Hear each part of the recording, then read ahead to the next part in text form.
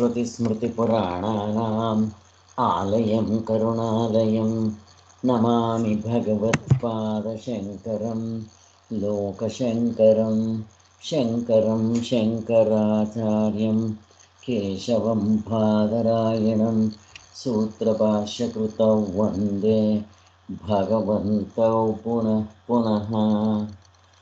जय गुरुदेव, जय ಶ್ರೀರಾಮ್. ನಾವು ಶ್ರೀರಾಮಚಂದ್ರನ ಆಶೀರ್ವಾದದಿಂದ ಮತ್ತು ಎಲ್ಲ ಗುರುಗಳ ಒಂದು ಆಶೀರ್ವಾದದಿಂದ ನಾವು ಗೌಡಪಾದ ಹೃದಯವನ್ನು ನೋಡೋ ಹಾಗಾಗ್ತಾ ಇದೆ. ಅದು ಹೆಚ್ಚಿನ ಸಂತೋಷದ ಸುದ್ದಿ. ಈಗ ನಾವು ಗೌಡಪಾದ ಹೃದಯದಲ್ಲಿ ಅದ್ವೈತ ಪ್ರಕರಣ, ಈ ಅದ್ವೈತ ಪ್ರಕರಣದಲ್ಲಿ ಇವತ್ತು 30ನೇ ಎಪಿಸೋಡ್ ಮಾಡಬೇಕಾಗಿದೆ. 31ನೇ ಮಂತ್ರ. ಆದರೂ ಹಿಂದೆ ಆಗಿದ್ದನ್ನು ಮೆಲ್ಕು ಹಾಕ್ಕೊಂಡು ಹೋಗಬೇಕಾಗಿದೆ. ಸ್ವಲ್ಪ ಅದನ್ನು ಮೆಲ್ಕು ಹಾಕ್ಕೊಂಡು ಹೋಗೋಣ.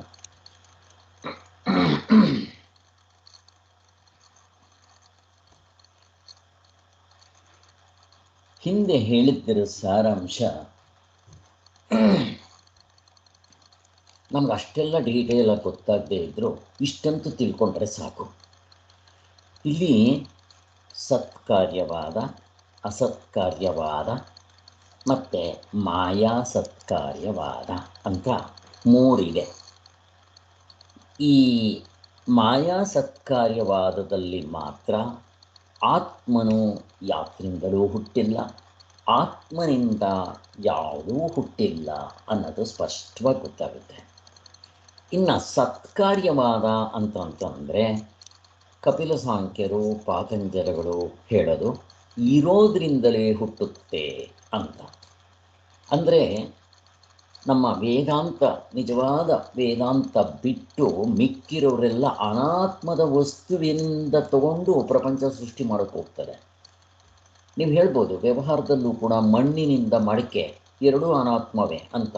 ಆದರೆ ಇಲ್ಲಿ ಅನಾತ್ಮದಿಂದ ಆತ್ಮ ಜೀವ ಇರೋವಂಥದ್ದನ್ನು ಸೃಷ್ಟಿ ಮಾಡ್ತಾರಲ್ಲ, ಹೇಗೆ ಸಾಧ್ಯ? ಪ್ರಾಣ ಇರೋದನ್ನು, ಜೀವ ಇರೋದನ್ನು, ಅದು ಪ್ರಾಬ್ಲಮ್. ಆದ್ದರಿಂದ ಅನಾತ್ಮದಿಂದ ಸೃಷ್ಟಿಯಾಗುತ್ತೆ ಅಂದರೆ ಅದಕ್ಕೆ ಬೆಲೆನೂ ಇಲ್ಲ. ಆಗ ಅನಾತ್ಮವೇ ಆತ್ಮನಿಗಿಂತ ಶ್ರೇಷ್ಠ ಆಗಿಬಿಡುತ್ತೆ. ಮತ್ತು ಶಾಸ್ತ್ರದಲ್ಲಿ ಹೇಳಿರೋದು ಆತ್ಮನು, ಸತ್ಯವಾಗಿರೋ ಆತ್ಮನು ಒಬ್ಬನೇ ಇದ್ದ. ಮತ್ತು ಅನಾತ್ಮ ಒಬ್ಬನೇ ಇರೋಕ್ಕೆ ಸಾಧ್ಯ ಆಗುತ್ತಾ? ಮತ್ತು ಅವನು ಯೋಚನೆ ಮಾಡಿದ, ಏನಂತ ಪ್ರಪಂಚವನ್ನು ಸೃಷ್ಟಿ ಮಾಡಬೇಕು ಅಂತ. ಯಾವಾಗ ಯೋಚನೆ ಮಾಡ್ದ ಅಂತ ಹೇಳ್ತೀವೋ ಅವನು ಜ್ಞಾನ ಸ್ವರೂಪನಾಗಿರಬೇಕು. ಆದ್ದರಿಂದ ಅನಾತ್ಮದಿಂದ ಪ್ರಪಂಚ ಸೃಷ್ಟಿ ಅಂತಂದರೆ ಆಗದೇ ಇರೋ ಮಾತು ಅಂತ ಹೇಳಿ, ಆದ್ದರಿಂದ ಈ ಸತ್ಕಾರ್ಯವಾದದವರು ಈ ಪರಮಾಣುಗಳು ಈ ಏನು ಅವ್ರು ಹೇಳೋದು ಪ್ರಣಮ, ಅವರು ಯಾವುದರಿಂದ ಬರುತ್ತೆ ಅಂತ ಹೇಳ್ತಾರೆ?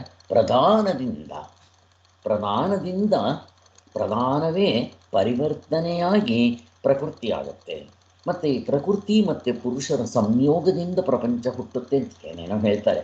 ಪರಿಣಾಮವಾಗುತ್ತೆ ಅಂತ ಒಂದು ಉಪಯೋಗಿಸ್ತಾರೆ, ಅವರು ಉಪಯೋಗಿಸ್ತಾರೆ. ನೈಯಾಯಿಕರು, ವೈಶೇಷಿಕರು ಅವರು ಅಸತ್ಕಾರ್ಯವಾದಿಗಳು. ಇಲ್ಲದ್ರಿಂದ ಹುಟ್ಟುತ್ತೆ ಅಂತ ಅವರು, ಇವರು ಇರೋದರಿಂದ ಹುಟ್ಟುತ್ತೆ ಅಂತ ಇವರಿಬ್ಬರು ಕಿತ್ತಾಡ್ತಾ ಇರ್ತಾರೆ.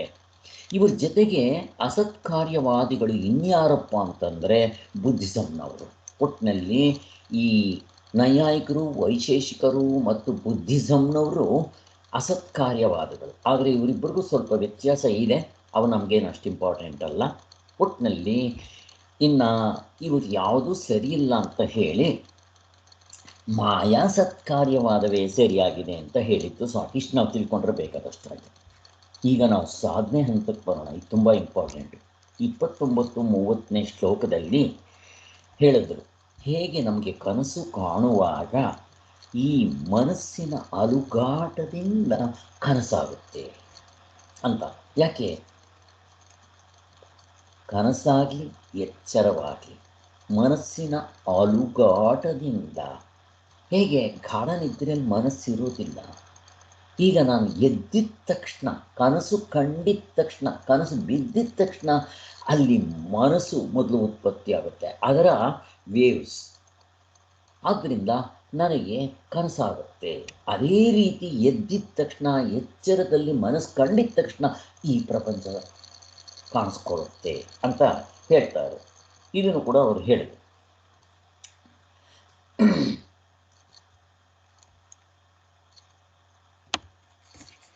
ಇವೆಲ್ಲ ಆಯಿತು ನಮಗೆ.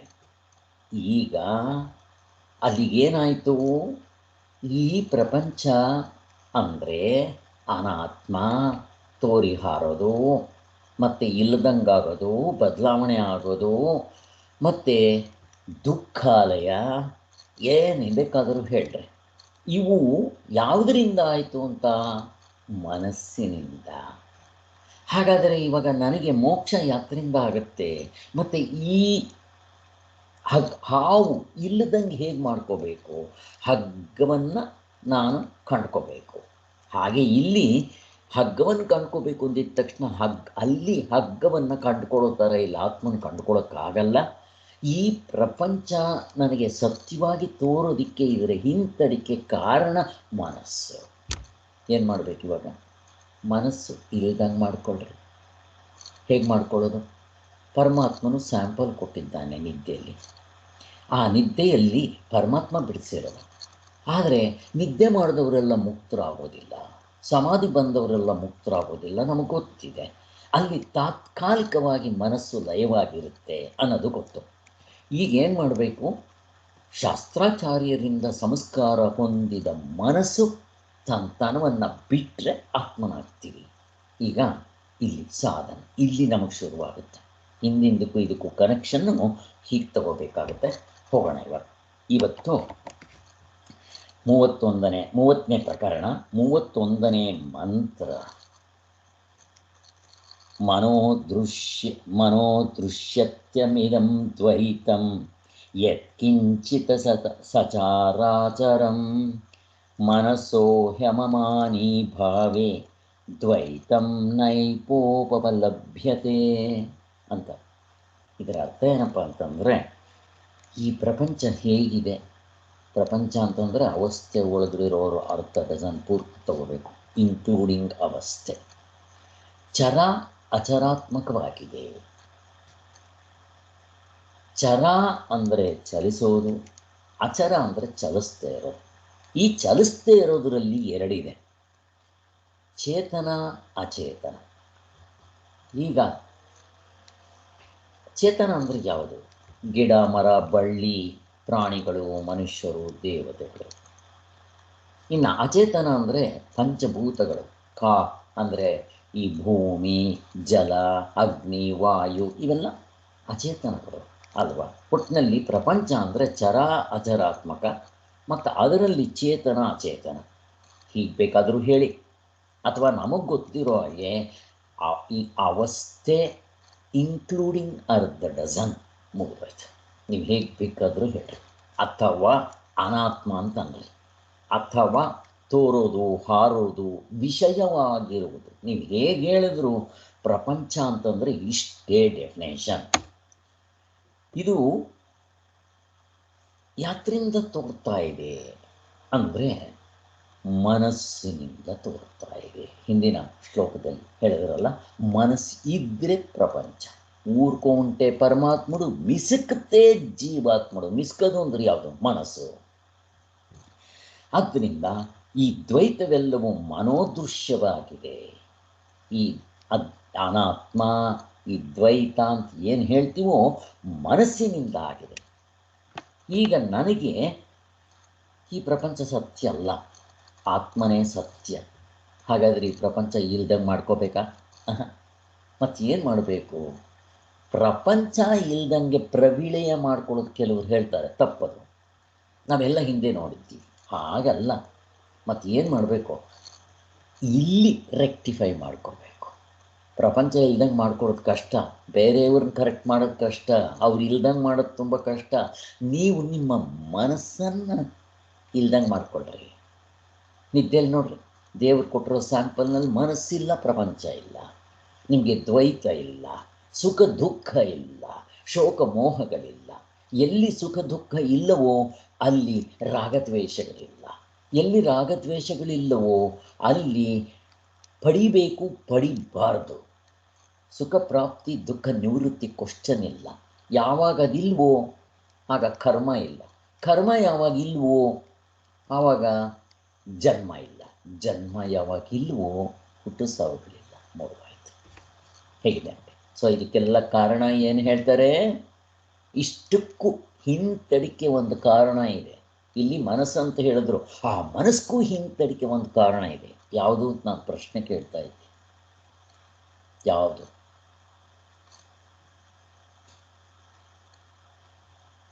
ಯಾವುದರಿಂದ ಈ ಮನಸ್ಸು ನಮಗೆ ಸತ್ಯವಾಗಿದೆ, ಈ ಪ್ರಪಂಚ ಸತ್ಯವಾಗಿದೆ, ಶರೀರ ಸತ್ಯವಾಗಿದೆ ಅಂತ ಪ್ರಶ್ನೆ ಕೇಳ್ತಾ ಇದ್ದೆ. ಆತ್ಮ ಅನಾತ್ಮ ತಪ್ಪು ಕಲ್ಪನೆಯಿಂದ ಅವಿದ್ಯೆ, ಅಧ್ಯಾಸ ಎಲ್ಲ ಒಂದೇ. ಅವೆರಡು ಕಲಬೆರಕೆ ಮಾಡ್ಕೊಂಡಿರೋದು, ಅದಕ್ಕೆ ಅವಿದ್ಯೆ ಅಂತಾರೆ. ಅಲ್ಲಿಗೆ ಅವಿದ್ಯಾ, ಕಾಮ, ಸಂಕಲ್ಪ, ಕರ್ಮ, ಜನ್ಮ, ಮರಣ, ಸೈಕಲ್. ಇದನ್ನ ಇವಾಗ ರಿವರ್ಸ್ ಮಾಡಬೇಕು. ಅದಕ್ಕೆ ಎಲ್ಲದಕ್ಕೂ ಮೂಲ ಕಾರಣ ಇಲ್ಲಿ ಮನಸ್ಸಂತ ಹೇಳಿದ್ದಾರೆ. ನಿಜ, ಆ ಮನಸ್ಸು ಕೂಡ ನನಗೆ ಸತ್ಯವಾಗಿದೆ, ಈ ಶರೀರ ಸತ್ಯವಾಗಿದೆ, ಈ ಎಚ್ಚರ ಕನಸುಗಳಲ್ಲಿ ತೋರೋದು ನನಗೆ ಸತ್ಯವಾಗಿದೆ. ಯಾಕೆ? ಕಲಬೆರಕೆ, ಅಧ್ಯಾಸ, ಅವಿದ್ಯೆ, ಅಷ್ಟೆ. ಇಷ್ಟು ನಮಗೆ ಗೊತ್ತಾಯಿತು. ಈಗ ನಾವೇನು ಮಾಡಬೇಕು ಅಂತಾಯಿತು? ಇದ್ರ ಶ್ಲೋಕದ ಪ್ರಕಾರ ಅಮನೀಭಾವವನ್ನು ಹೊಂದಿದ್ರೆ ದ್ವೈತ ಇರೋದಿಲ್ಲ. ಮುಗಿದೋಯ್ತಪ್ಪ. ನಿದ್ದೆಯಲ್ಲಿ ಇರಲ್ವಲ್ಲ ಸ್ವಾಮಿ, ಅದು ಅಮನೀಭಾವ ಅಲ್ಲ. ತಾತ್ಕಾಲಿಕವಾಗಿ ಮನಸ್ಸು ಲಯವಾಗಿರುತ್ತೆ. ದೇವರು ಕೊಟ್ಟರೆ ಸ್ಯಾಂಪಲ್ ಅಷ್ಟೇ. ಆದ್ದರಿಂದ ಇದು ಇವತ್ತು ನಾವು ನೋಡಬೇಕಾಗಿರೋದು.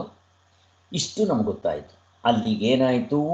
ಈ ದ್ವೈತ, ಈ ಅನಾತ್ಮ, ಪ್ರಪಂಚ ಅಂತ ಅನ್ನೋದು ಮನಸ್ಸಿನ ವಿಕಲ್ಪ ಮಾತ್ರ. ವಿಕಲ್ಪ ಅಂದ್ರೇನು? ಸಂಕಲ್ಪ ವಿಕಲ್ಪಗಳು. ಹಾವು ಅನ್ನೋದು ವಿಕಲ್ಪ. ಸಂಕಲ್ಪ ಅಂದರೆ ನಾವು ದೇವಸ್ಥಾನಕ್ಕೆ ಹೋಗಿ ನನಗಿಂತಿಂತಾದು ಆಗಲಿ ಒಳ್ಳೆಯದು, ಅದು ಸಂಕಲ್ಪ. ವಿಕಲ್ಪ ಅಂದರೆ ಇಲ್ಲದೆ ಇರೋದು. ಹೇಗೆ ಹಗ್ಗದಲ್ಲಿ ಹಾವಿಲ್ಲವೋ ಹಾಗೆ. ಅಂದರೆ ನನ್ನ ಮನಸ್ಸು ಮೂರೊತ್ತು ಹಿಂದಿಂದ ಯೋಚನೆ ಮಾಡುತ್ತೆ, ಅದು ಡೆತ್, ಸತ್ತೋಗಿರೋದು. ಇಲ್ಲ, ಮನಸ್ಸು ಮುಂದೆ ಇನ್ನು ಹುಟ್ಟಿಲ್ಲ, ಅಯ್ಯೋ ಹೀಗಾಗ್ಬಿಟ್ರೆ, ಕರೋನಾ ಬಂದು ನಾನು ಸತ್ಗಿತ್ತು ಹೋಗ್ಬಿಟ್ರೆ ಅಂತೆ ಕಂತೆ. ಹಿಂದಿಂದು ಸತ್ತೋಗ್ಬಿಟ್ಟಿದೆ, ಮುಂದಿಂದು ಹುಟ್ಟಿಲ್ಲ. ಇದು ನಾವು ಮನಸ್ಸು ಹೀಗೆ ಸಂಕಲ್ಪ ವಿಕಲ್ಪಗಳು ಆಗ್ತಾನೇ ಇರುತ್ತೆ. ಇದು ತಪ್ಪಬೇಕು ಅಂತಾರೆ. ಅದು ಯಾತ್ರಿಂದ ಆಗುತ್ತೆ ಅಂತ ಅಮನೀಭಾವ. ಅದು ಹೇಳಿದ ತಕ್ಷಣ ಅವನಿಗೆ ಪ್ರಮಾಣ ಏನು? ನೀನು ಮನಸ್ಸು ಇಲ್ದಂಗೆ ಮಾಡೋಕೋದಕ್ಕೆ ಪ್ರಮಾಣ ಏನು? ನನಗೆ ಪ್ರೂಫ್ ಏನು ತೋರಿಸು ಅಂತ ಕೇಳ್ತಾ ಇದ್ದೆ. ನಮಗೊಂದು ಪ್ರಶ್ನೆ ಬರ್ತಾ ಇದೆ ಅವನಿಗೆ. ಏನದು ಪ್ರಶ್ನೆ? ಈಗ ದ್ವೈತ ಅನ್ನೋದು ಹೇಗಪ್ಪ? ಹಗ್ಗದಲ್ಲಿ ಹಾವಿದ್ದಂತೆ, ನಮಗೆಲ್ಲ ಗೊತ್ತಿದೆ. ಆ ಹಾವು ಹಗ್ಗವನ್ನು ಬಿಟ್ಟು ತಾನೇ ತೋರಲಾರದು. ಹಾಗೆ ಈ ದ್ವೈತ ಪ್ರಪಂಚ ಅನ್ನೋದು ಮನಸ್ಸನ್ನು ಬಿಟ್ಟು ತೋರೋದಿಲ್ಲ. ಇಲ್ಲಿ ಮನಸ್ಸು ಅಥವಾ ಆತ್ಮ ಏನು ಬೇಕಾದರೂ ಹೇಳಿ, ಯಾಕೆಂದರೆ ಇಲ್ಲಿ ಮನಸ್ಸನ್ನೇ ಇಟ್ಕೊಂಡು ಬರ್ತಾರೆ. ಯಾಕೆ ಹೇಳ್ತಾ ಇದ್ದಾರೆ ಅಂದರೆ, ಮುಂದಕ್ಕೆ ಆ ಮನಸ್ಸು ಆತ್ಮತತ್ವದಲ್ಲಿ ನಿಂತ ಮೇಲೆ, ಮೊದಲು ನೇತಿ ಅಂತ ಹೋದ್ಮೇಲೆ ವಾಪಸ್ ಬರುವಾಗ ಇತಿ, ಆಗ ಮನಸ್ಸಂತ ನಾನು ಅಂದ್ಕೊಂಡಿದ್ನಲ್ಲ ಅದು ಆತ್ಮವೇ. ಪ್ರಪಂಚ ಅಂತ ಅಂದ್ಕೊಂಡಿದ್ನಲ್ಲ, ಅನಿತ್ಯ ಅಂದ್ಕೊಂಡಿದ್ನಲ್ಲ ಅದು ಆತ್ಮವೇ. ಅದು ಈಗಲೂ ಅನಿತ್ಯವೇ. ಆದರೆ ಆತ್ಮನೇ ಹೀಗೆ ತೋರ್ತಾ ಇದ್ದಾನೆ. ಪರಮಾತ್ಮನ ತೋರಿಕೊಳ್ಳುವ ಬಗೆ, ಚಿನ್ನವು ಆಭರಣಗಳ ರೂಪದಲ್ಲಿ ತೋರಿಕೊಳ್ಳುವ ಬಗೆ ಹಾಗೆ. ಆದ್ದರಿಂದ ಮನಸ್ಸಂತಾನೆ ತಗೊತಾ ಇದ್ದಾರೆ. ಇಲ್ಲಿ ಆತ್ಮ ಅಂತ ಇಟ್ಕೊಂಡ್ರು ತಪ್ಪಿಲ್ಲ. ಇಲ್ಲಿ ಹೇಗೆ ಆ ಹಾವಿಗೆ ವಿಕಲ್ಪ ನಿಜವಾಗ್ಲೂ ಇಲ್ಲ. ಆ ವಿಕಲ್ಪ ಮಾಡ್ಕೊಳ್ಳೋದಕ್ಕೆ ಕಾರಣ ಏನು? ಹಗ್ಗ. ಹಾಗೆ ಈ ಪ್ರಪಂಚ ಇದೆ ಅಂತ ನಾನು ಸತ್ಯ ಅಂತ ಮಾಡ್ಕೊಂಡ್ಬಿಟ್ಟಿದ್ದೀನಿ, ವಿಕಲ್ಪವೇ. ಕಾರಣ ಏನು? ಮನಸ್ಸು ಅಂತ ಹೇಳ್ತಾ ಇದ್ದಾರೆ. ಹಾಗೆ ಆಯಿತು. ಅವನ ಪ್ರಶ್ನೆ ಏನು ಅಂದರೆ, ಇಲ್ಲಿ ಈ ಹಾವಿನಲ್ಲಿ ಏನಾಗುತ್ತೆ, ಅದರ ಎಡೆ ಮಂಡಲ ಸುತ್ತಕೊಂಡಿರೋದು, ಬಾಲ, ಅದರ ವಿಷ ಇವೆಲ್ಲ ಕಾಣಿಸ್ತಾ ಇರುತ್ತೆ. ಹಾಗೆ ಈ ಪ್ರಪಂಚದಲ್ಲಿ ನಮಗೆ ತೋರ್ತಾ ಇದೆ. ಹಾಗೆ ಮನಸ್ಸೆಂಬುದು ಆತ್ಮಚೈತನ್ಯವೇ ಆಗಿದ್ದುಕೊಂಡು ಗ್ರಾಹ್ಯ ರೂಪದಿಂದ ತೋರಿಕೊಳ್ಳುತ್ತಿರದೆ ಎಂಬುದಕ್ಕೆ ಪ್ರಮಾಣವೇನು? ಆ ಮನಸ್ಸೇ ಆತ್ಮಚೈತನ್ಯದ ರೂಪದಲ್ಲಿ ಇಟ್ಕೊಂಡು ಇರೋದಕ್ಕೆ ಪ್ರಮಾಣ ಏನು? ಅವನು ಪ್ರಶ್ನೆ ಕೇಳ್ತಾ ಇದ್ದಾನೆ ಇಲ್ಲಿ. ಅದಕ್ಕೋಸ್ಕರ ಇವಾಗ ನಮ್ಗೆ ಅವನು ಉತ್ತರ ಕೊಡಬೇಕು. ಅವನ ಪ್ರಶ್ನೆ ಅದು. ಯಾಕೆ ಅಂದರೆ ಅನ್ವಯ ವ್ಯತಿರೇಕೇಣ ಅಂತ ಹೇಳ್ತಾರೆ, ಮುಂದೆ ನೋಡೋಣ.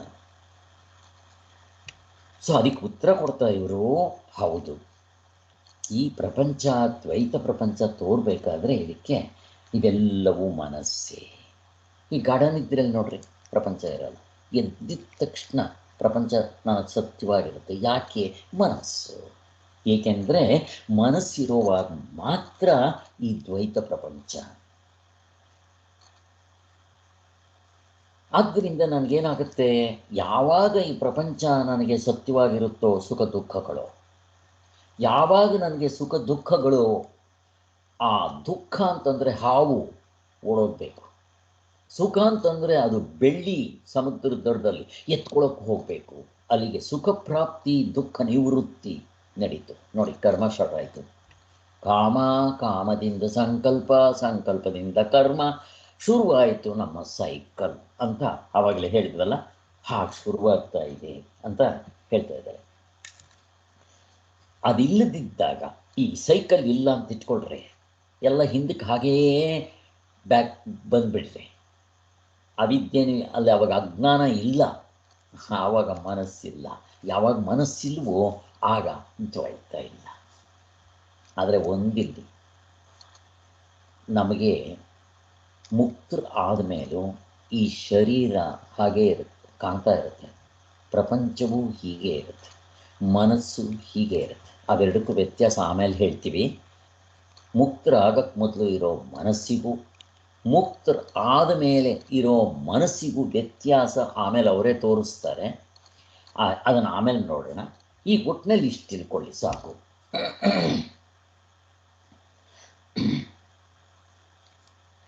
ಹೇಗೆ? ಹೀಗಾದರೆ ನಿದ್ದೆಯಲ್ಲೇನೋ ಮನಸ್ಸಿರಲ್ಲ. ಈಗ ನಾನು ಎಚ್ಚರದಲ್ಲಿ ನಾನು ಮಲಗಬಾರ್ದು, ಸಮಾಧಿಗೆ ಹೋಗಬಾರ್ದು, ಮನಸ್ಸಿಲ್ದಂಗೆ ಮಾಡ್ಕೊಳ್ಳೋದು ಹೇಗೆ ಅಂತ ಪ್ರಶ್ನೆ. ವಿವೇಕದಿಂದ. ಎಷ್ಟು ಚೆನ್ನಾಗಿದೆ ಸಾಧನೆ. ಚೆನ್ನಾಗಿ ಗಮನ ಇಟ್ಕೋಬೇಕು. ಇದನ್ನು ಮತ್ತೆ ಓದಬೇಕು. ನಮಗೆ ತುಂಬ ಸಾಧನೆ, ಅದಕ್ಕೋಸ್ಕರನೇ ಸ್ಟಡಿ ಗ್ರೂಪ್ ಇಟ್ಕೊಳ್ತಾ ಇದ್ದೆ. ವಿವೇಕದಿಂದ ಮತ್ತೆ ಮತ್ತೆ ವಿವೇಕ ಮಾಡಿ, ವಿಮರ್ಶೆ ಮಾಡಿ, ಅಭ್ಯಾಸ ಬಲದಿಂದ, ಆವಾಗ ಬಾಹ್ಯ ಪ್ರಪಂಚದ ವಿಷಯದಲ್ಲಿ ನನಗೆ ವೈರಾಗ್ಯ ಬರುತ್ತೆ. ಹೇಗಿದೆ ನೋಡಿ. ಇಲ್ಲಿ ಮನಸ್ಸೇ ಕಾರಣ ಅಂತಂದ್ರೆ, ಇವಾಗ ಮನಸ್ಸನ್ನು ಬಿಡೋದು ಹೇಗೆ? ಮನಸ್ಸನ್ನು ಬಿಡಬೇಕಾದ್ರೆ ಈ ಮನಸ್ಸಿಗೆ ಆಧಾರ ಯಾವುದು? ಪ್ರಪಂಚ. ಈಗ ನಾನೇನು ಮಾಡಬೇಕು?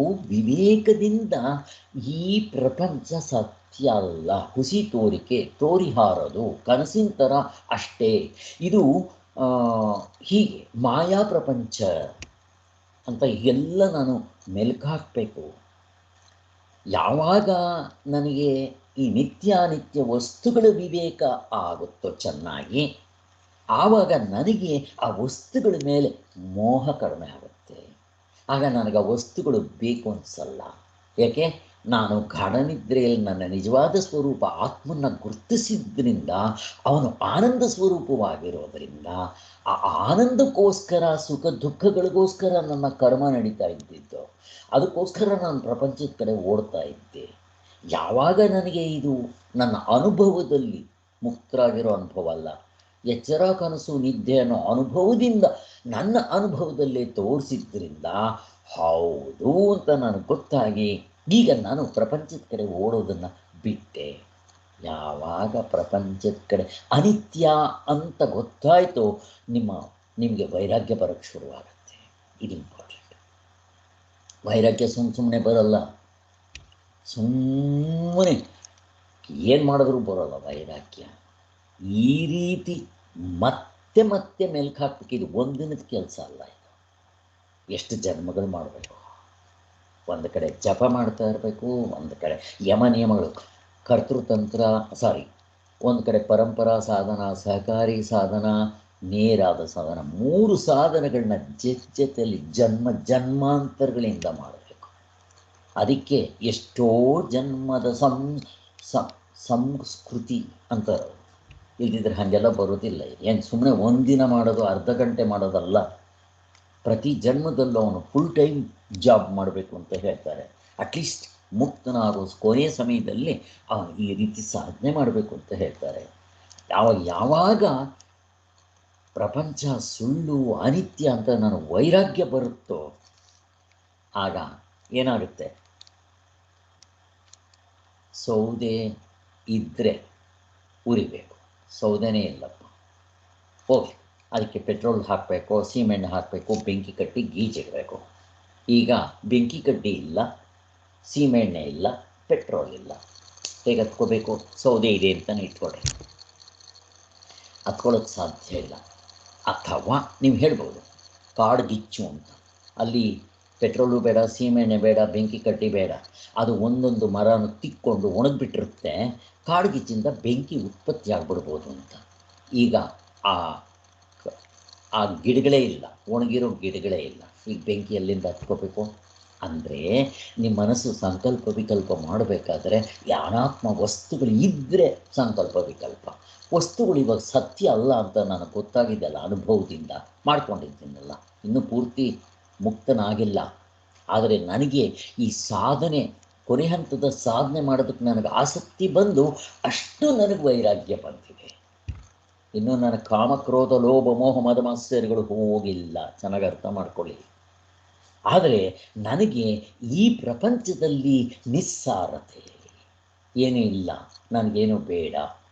ಆಗ ಎಷ್ಟೋ ಮೋಹ ಕಡಿಮೆ ಆಗ್ಬಿಡುತ್ತೆ. ಅದನ್ನು ವೈರಾಗ್ಯ ಅಂತ ಕರೀತಾರೆ. ಅದಾಗಬೇಕು ಅಂತ ಹೇಳ್ತಾ ಇದ್ದಾರೆ.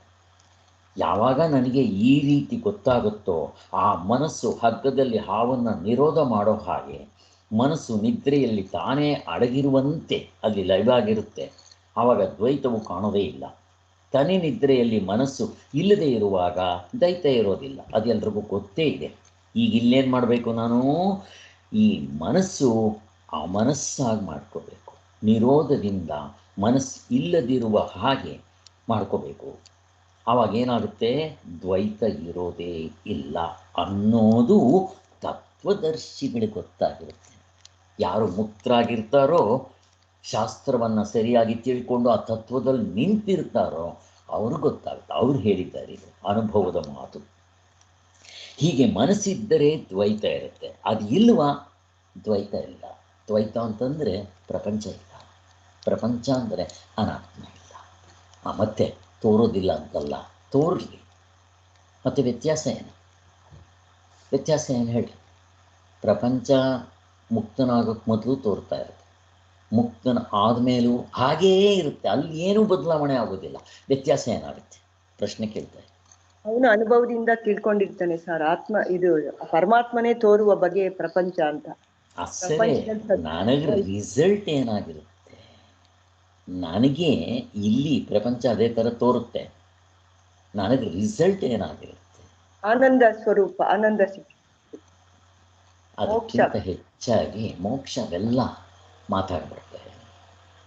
ನನಗೆ ಇದರಲ್ಲಿ ತಾದಾತ್ಮ, ಅಟ್ಯಾಚ್ಮೆಂಟ್, ಮೋಹ, ಅಭಿಮಾನ ಇರೋದಿಲ್ಲ. ಇಷ್ಟೇ ವ್ಯತ್ಯಾಸ. ಪ್ರಪಂಚ ಆವಾಗಲೂ ತೋರ್ತಾ ಇತ್ತು, ಈವಾಗಲೂ ತೋರ್ತಾ ಇದೆ, ಬಟ್ ನನಗೆ ಇದರಲ್ಲಿ ಅಟ್ಯಾಚ್ಮೆಂಟ್ ಇಲ್ಲ. ಮತ್ತಿನ್ನೇನು ಬೇಕು? ಯಾವಾಗ ಅಟ್ಯಾಚ್ಮೆಂಟ್ ಇಲ್ವೋ ಇರಲಿ ಬಿಡ್ರಿ. ಒಡವೆಗಳು ಕಾಣ್ತಾ ಇರುತ್ತೆ, ನಾನು ಉಪಯೋಗಿಸ್ತಾ ಇರ್ತೀನಿ, ಬಟ್ ನನಗದರಲ್ಲಿ ಮೋಹ ಇಲ್ಲ. ಹಾಗೆ ಈ ಪ್ರಪಂಚ ಮತ್ತು ಈ ಆಧ್ಯಾತ್ಮಿಕ ಆದಿಭೌತಿಕ ಈ ಅವಸ್ಥೆ ಒಳಗಡೆ ಇರೋ ಅರ್ಧ ಡಜನ್ ಮೇಲೆ ನನಗೆ ಮೋಹ ಇಲ್ಲ, ಅಟ್ಯಾಚ್ಮೆಂಟ್ ಇಲ್ಲ. ಮತ್ತಿನ್ನೇನಾಗಬೇಕು? ಮುಗಿದೋಯ್ತು. ತೋರ್ಲಿ, ಎಂಜಾಯ್. ಈಗ ಆವಾಗ ಎಂಜಾಯ್ ಮಾಡೋದಕ್ಕೂ ಇವಾಗ ಎಂಜಾಯ್ ಮಾಡೋದಕ್ಕೂ ವ್ಯತ್ಯಾಸ ಇದೆ. ಆಗ ಅನಾತ್ಮವನ್ನು ಎಂಜಾಯ್ ಮಾಡ್ತಾ ಇದ್ದೆ, ಇವಾಗ ನನಗೇನು ನೋಡಿದ್ರು ಆತ್ಮವೇ. ಒಳಗಿರಲಿ ಹೊರಗಿರಲಿ, ನಿದ್ದೆ ಮಾಡಲಿ ಎಚ್ಚರದಲ್ಲಿರಲಿ, ಕನಸಿರಲಿ, ಎಲ್ಲವೂ ಕೂಡ ನನಗೆ ಆತ್ಮಸ್ವರೂಪವೇ. ಈಗ ನನಗೆ ದುಃಖ ಎಂಥದ್ದು? ಈ ಅನುಭವ ಬರುತ್ತೆ. ಆವಾಗಲೂ ಪ್ರಪಂಚ ತೋರುತ್ತೆ, ಈಗಲೂ ತೋರುತ್ತೆ. ಇವೆರಡಕ್ಕೂ ಇರೋ ವ್ಯತ್ಯಾಸ ಇದನ್ನು ಅನ್ವಯ ವ್ಯತಿರೇಕಗಳಿಂದ ದ್ವೈತವು ಮನಸ್ಸಿನ ವಿಕಲ್ಪ ಅಂತ ಗೊತ್ತಾಗುತ್ತೆ. ಈ ಅಲ್ಲಿ ಅನ್ವಯ ವ್ಯತಿರೇಕ ಅಂತಂದರೆ ಸ್ವಾಮಿಗಳು ಇಲ್ಲಿ ಎಕ್ಸ್ಪ್ಲೈನ್ ಮಾಡಿಲ್ಲ, ಅದನ್ನು ನಾವು ಮಾಂಡಿಕ್ಯ ಕಾರಿಕೆಯಲ್ಲಿ ಹೋಗಿ ನೋಡ್ರಿ, ಅಲ್ಲಿ ಸ್ಪಷ್ಟವಾಗಿ ಅವರು ಅದನ್ನು ಎಕ್ಸ್ಪ್ಲೈನ್ ಮಾಡಿದ್ದಾರೆ. ಅದರ ಅರ್ಥ ಏನಪ್ಪ ಅಂದರೆ, ಅನ್ವಯ ಅಂತಂದರೆ ಇರೋದು ತೋರುತ್ತೆ ಅಷ್ಟೆ, ಹಗ್ಗ ಇದೆ ಅದು ತೋರುತ್ತೆ ಅಷ್ಟೆ. ವ್ಯತಿರೇಕ ಅದಕ್ಕೆ ಆಪೋಸಿಟ್, ವಿರುದ್ಧವಾಗಿರುತ್ತೆ. ಇಲ್ಲದೇ ಇರೋದು ಎಲ್ಲಿ ತೋರುತ್ತೆ? ತೋರೋದಿಲ್ಲ ಅಷ್ಟೇ, ಮುಗಿದೋಯ್ತು. ಹಾವು ಇಲ್ಲ, ಎಲ್ಲಿ ತೋರುತ್ತೆ? ಇದು ದೃಷ್ಟಾಂತ. ದೃಷ್ಟಾಂತಿಕದಲ್ಲಿ ಆತ್ಮನೂ ಇರೋದು, ಯಾವಾಗಲೂ ಆತ್ಮನೇ ಇರೋದು. ನಮಗೆ ಕಾಣಕ್ಕೆ ಬರದೇ ಇರ್ಬೋದು, ಒಂದು ಸಾರಿ ಕಂಡ್ರೆ ಆವಾಗ ಅವ್ರಿಗೆಲ್ಲನೂ ಆತ್ಮನೇ ಕಾಣಕ್ಕೆ ಶುರುವಾಗುತ್ತೆ. ಈಗ ಪ್ರಪಂಚ ಇಲ್ಲದೇ ಇರೋದು, ತೋರಿದ್ರೂ ಅದರಲ್ಲಿ ನಮಗೆ ಅಸ್ತಿತ್ವ ಇಲ್ಲ, ಅದರಲ್ಲಿ ಮೋಹ ಇಲ್ಲ, ಅಟ್ಯಾಚ್ಮೆಂಟ್ ಇಲ್ಲ, ಅಭಿಮಾನವಿಲ್ಲ. ಅದು ಬೇಕಾಗಿರುತ್ತೆ ನಮಗೆ. ಇದು ಅನ್ವಯ ವ್ಯತಿರೇಕದಿಂದ ಕೂಡ ನಮಗೆ ತೋರಿಸ್ಕೊಡ್ತಾರೆ ಅಂತ ಹೇಳ್ತಾರೆ. ಹೀಗೆ ಈಗ 32ನೇ ಮಂತ್ರ. ಈಗ ಈ ಸಾರಾಂಶ ಏನಾಯಿತು? ತುಂಬ ನಿಧಾನವಾಗಿ ಹೋಗೋಣ, ಅರ್ಜೆಂಟ್ ಇಲ್ಲ. ಚೆನ್ನಾಗಿ ಓದಿ, ಇದು ಮನನ ಮಾಡಿಕೊಳ್ರಿ. ನಮಗೆ ಸಾಧನೆ ಇಲ್ಲಿಂದ. 31ನೇ ಮಂತ್ರದ ಸಾರಾಂಶ ಏನಾಯಿತು ಅಂತಂದರೆ, ಈ ಪ್ರಪಂಚವೆಲ್ಲವೂ ಚರ ಅಚರ, ಚೇತನ ಅಚೇತನ ದ್ವೈತವಾಗಿದೆ, ತೋರಿ ಹಾರೋದಾಗಿದೆ. ಇದಕ್ಕೆ ಕಾರಣ ಏನು? ಮನಸ್ಸು ಇರೋದ್ರಿಂದ. ಗಾಢ ನಿದ್ರೆಯಲ್ಲಿ ಮನಸ್ಸು ದೇವರು ಬಿಡಿಸಿರೋದ್ರಿಂದ, ಎಲ್ಲಿ ಬರೀ ಗಾಢ ನಿದ್ರೆ ಮಾತ್ರ ಅಲ್ಲ, ಗಾಢ ನಿದ್ರೆ, ಸಮಾಧಿ, ಅನಸ್ತೀಶಿಯಾ, ಫಿಟ್ಸು, ಕೋಮಾ, ಮತ್ತು ಸತ್ತಾಗ ಮಹಾಪ್ರಳಯದಲ್ಲಿ ಇಲ್ಲೆಲ್ಲ ಮನಸ್ಸಿರೋದಿಲ್ಲ ಅಂತ ನಮಗೆಲ್ಲ ಗೊತ್ತಿದೆ. ಆವಾಗ ತಾತ್ಕಾಲಿಕ, ಇದು ಲೈವ್ ಆಗಿರುತ್ತೆ. ಆದ್ದರಿಂದ ಹಾಗಾದರೆ ಮನಸ್ಸು ಇಲ್ದಂಗೆ ಮಾಡ್ಕೊಳ್ಳೋದು ಹೇಗೆ ಅಂತ ಅಂದಾಗ, ಶಾಸ್ತ್ರಾಚಾರ್ಯರಿಂದ ಮತ್ತು ನಮಗೆ ಪ್ರಪಂಚದಲ್ಲಿ ವಿರಕ್ತಿ ಬರಬೇಕು. ಈ ನಿತ್ಯ ಅನಿತ್ಯ ವಸ್ತುಗಳ ವಿವೇಕದಿಂದ ಮಾಡ್ಕೋಬೇಕು.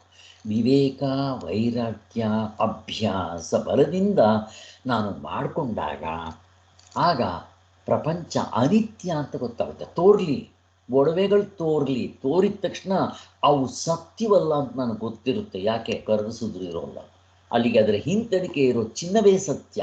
ಹಾಗೆ ಈ ಪ್ರಪಂಚದ ಹಿಂತಡಿಕೆ ಇರೋ ಇದು ತೋರಬೇಕಾದ್ರೆ ಆತ್ಮ ಇರಬೇಕು. ಆತ್ಮ ಸತ್ಯವೇ ಹೊರತು ಈ ಪ್ರಪಂಚ ಅಲ್ಲ ಅನ್ನೋದು ಗೊತ್ತಾದಾಗ ನನಗೆ ಆತ್ಮನ ಮೇಲೆ ಮೋಹ ಬರಬೇಕು. ಪ್ರಪಂಚದ ಮೇಲೆ ಮೋಹ ಬಿಟ್ಟು ನಾನು ಆತ್ಮಕಾಮನಾಗಬೇಕು. ಯಾವಾಗ ಆತ್ಮಕಾಮನಾಗ್ತೀನೋ ಆಗ ನನಗೆ ಮೋಕ್ಷವೇ ಬೇಕು ಅನ್ನೋ ಆಸೆ ಬರುತ್ತೆ. ಆಗ ನಾನು ಆ ಮೋಕ್ಷಕ್ಕೆ ಪ್ರಯತ್ನ ಮಾಡ್ತೀನಿ. ಈ ಕಡೆ ನನಗೆ ಮೋಹ ಕಡಿಮೆ ಆಗ್ತಾ ಬರುತ್ತೆ, ಆ ಕಡೆ ಮೋಹ ಜಾಸ್ತಿ ಆಗ್ತಾ ಹೋಗುತ್ತೆ. ಕೊನೆಗೆ ಆ ಮೋಕ್ಷವೂ ಕೂಡ ವಜ್ರದ ಬೇಡಿ ಮೋಕ್ಷವೇ ಬೇಕು ಅನ್ನೋದು ದುಃಖವೇ. ಅದನ್ನೂ ಬಿಡಬೇಕು. ಮುಕ್ತರಾದ ಮೇಲೆ ಅದು ಹೋಗುತ್ತೆ.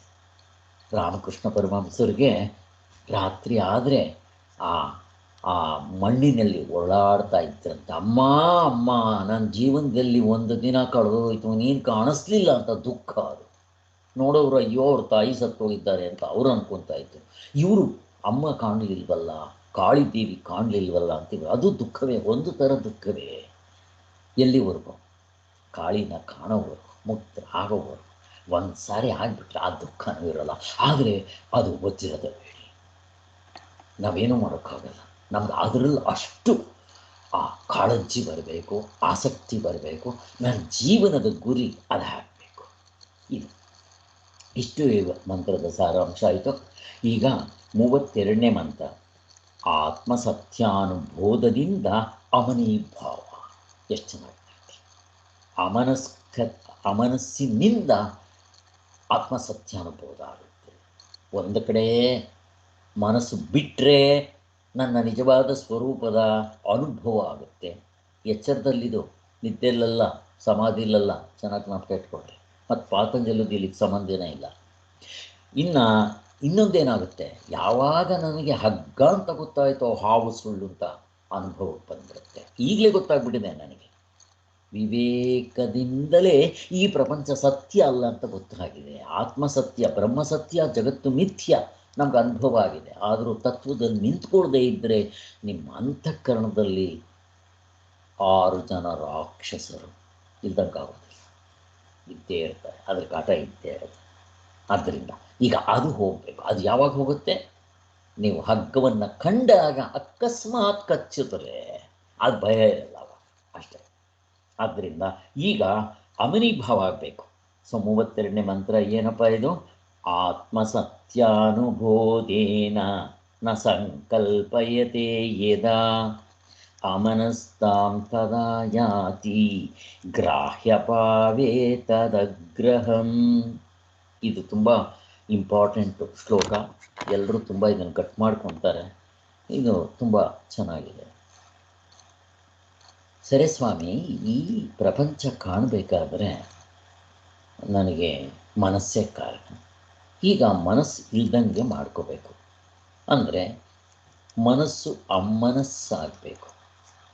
ಯಾಕೆ ಅಮನಸ್ಸಾಗಬೇಕು ಸ್ವಾಮಿ? ಹಗ್ಗ ತೋರಿಸೋಂಗೆ ಸುಮ್ಮನೆ ಆ ಕಡೆ ಆತ್ಮನ್ನ ಹಸು ತೋರಿಸೋಂಗೆ ತೋರಿಸ್ಬಿಡ್ಬಾರ್ದ, ಮುಗ್ದೋಗ್ಬಿಡುತ್ತಲ್ಲ ಅಂತ. ಹಗ್ಗ ವಸ್ತು ವಿಷಯ, ಆತ್ಮನು ವಿಷಯವಲ್ಲ, ವಿಷಯಿ ಸಬ್ಜೆಕ್ಟ್. ನಾನೇ ಅದಾಗಿದ್ದೀನಿ. ನನ್ನನ್ನು ಹೇಗೆ ತೋರಿಸ್ಬೇಕು? ಡೂಪ್ಲಿಕೇಟ್ ಐನೇ ತೋರ್ಸೋಕ್ಕಾಗದೇ ಇದ್ದಾಗ ಯಾರಾದ್ರು ತೋರಿಸ್ಬೇಕಾ?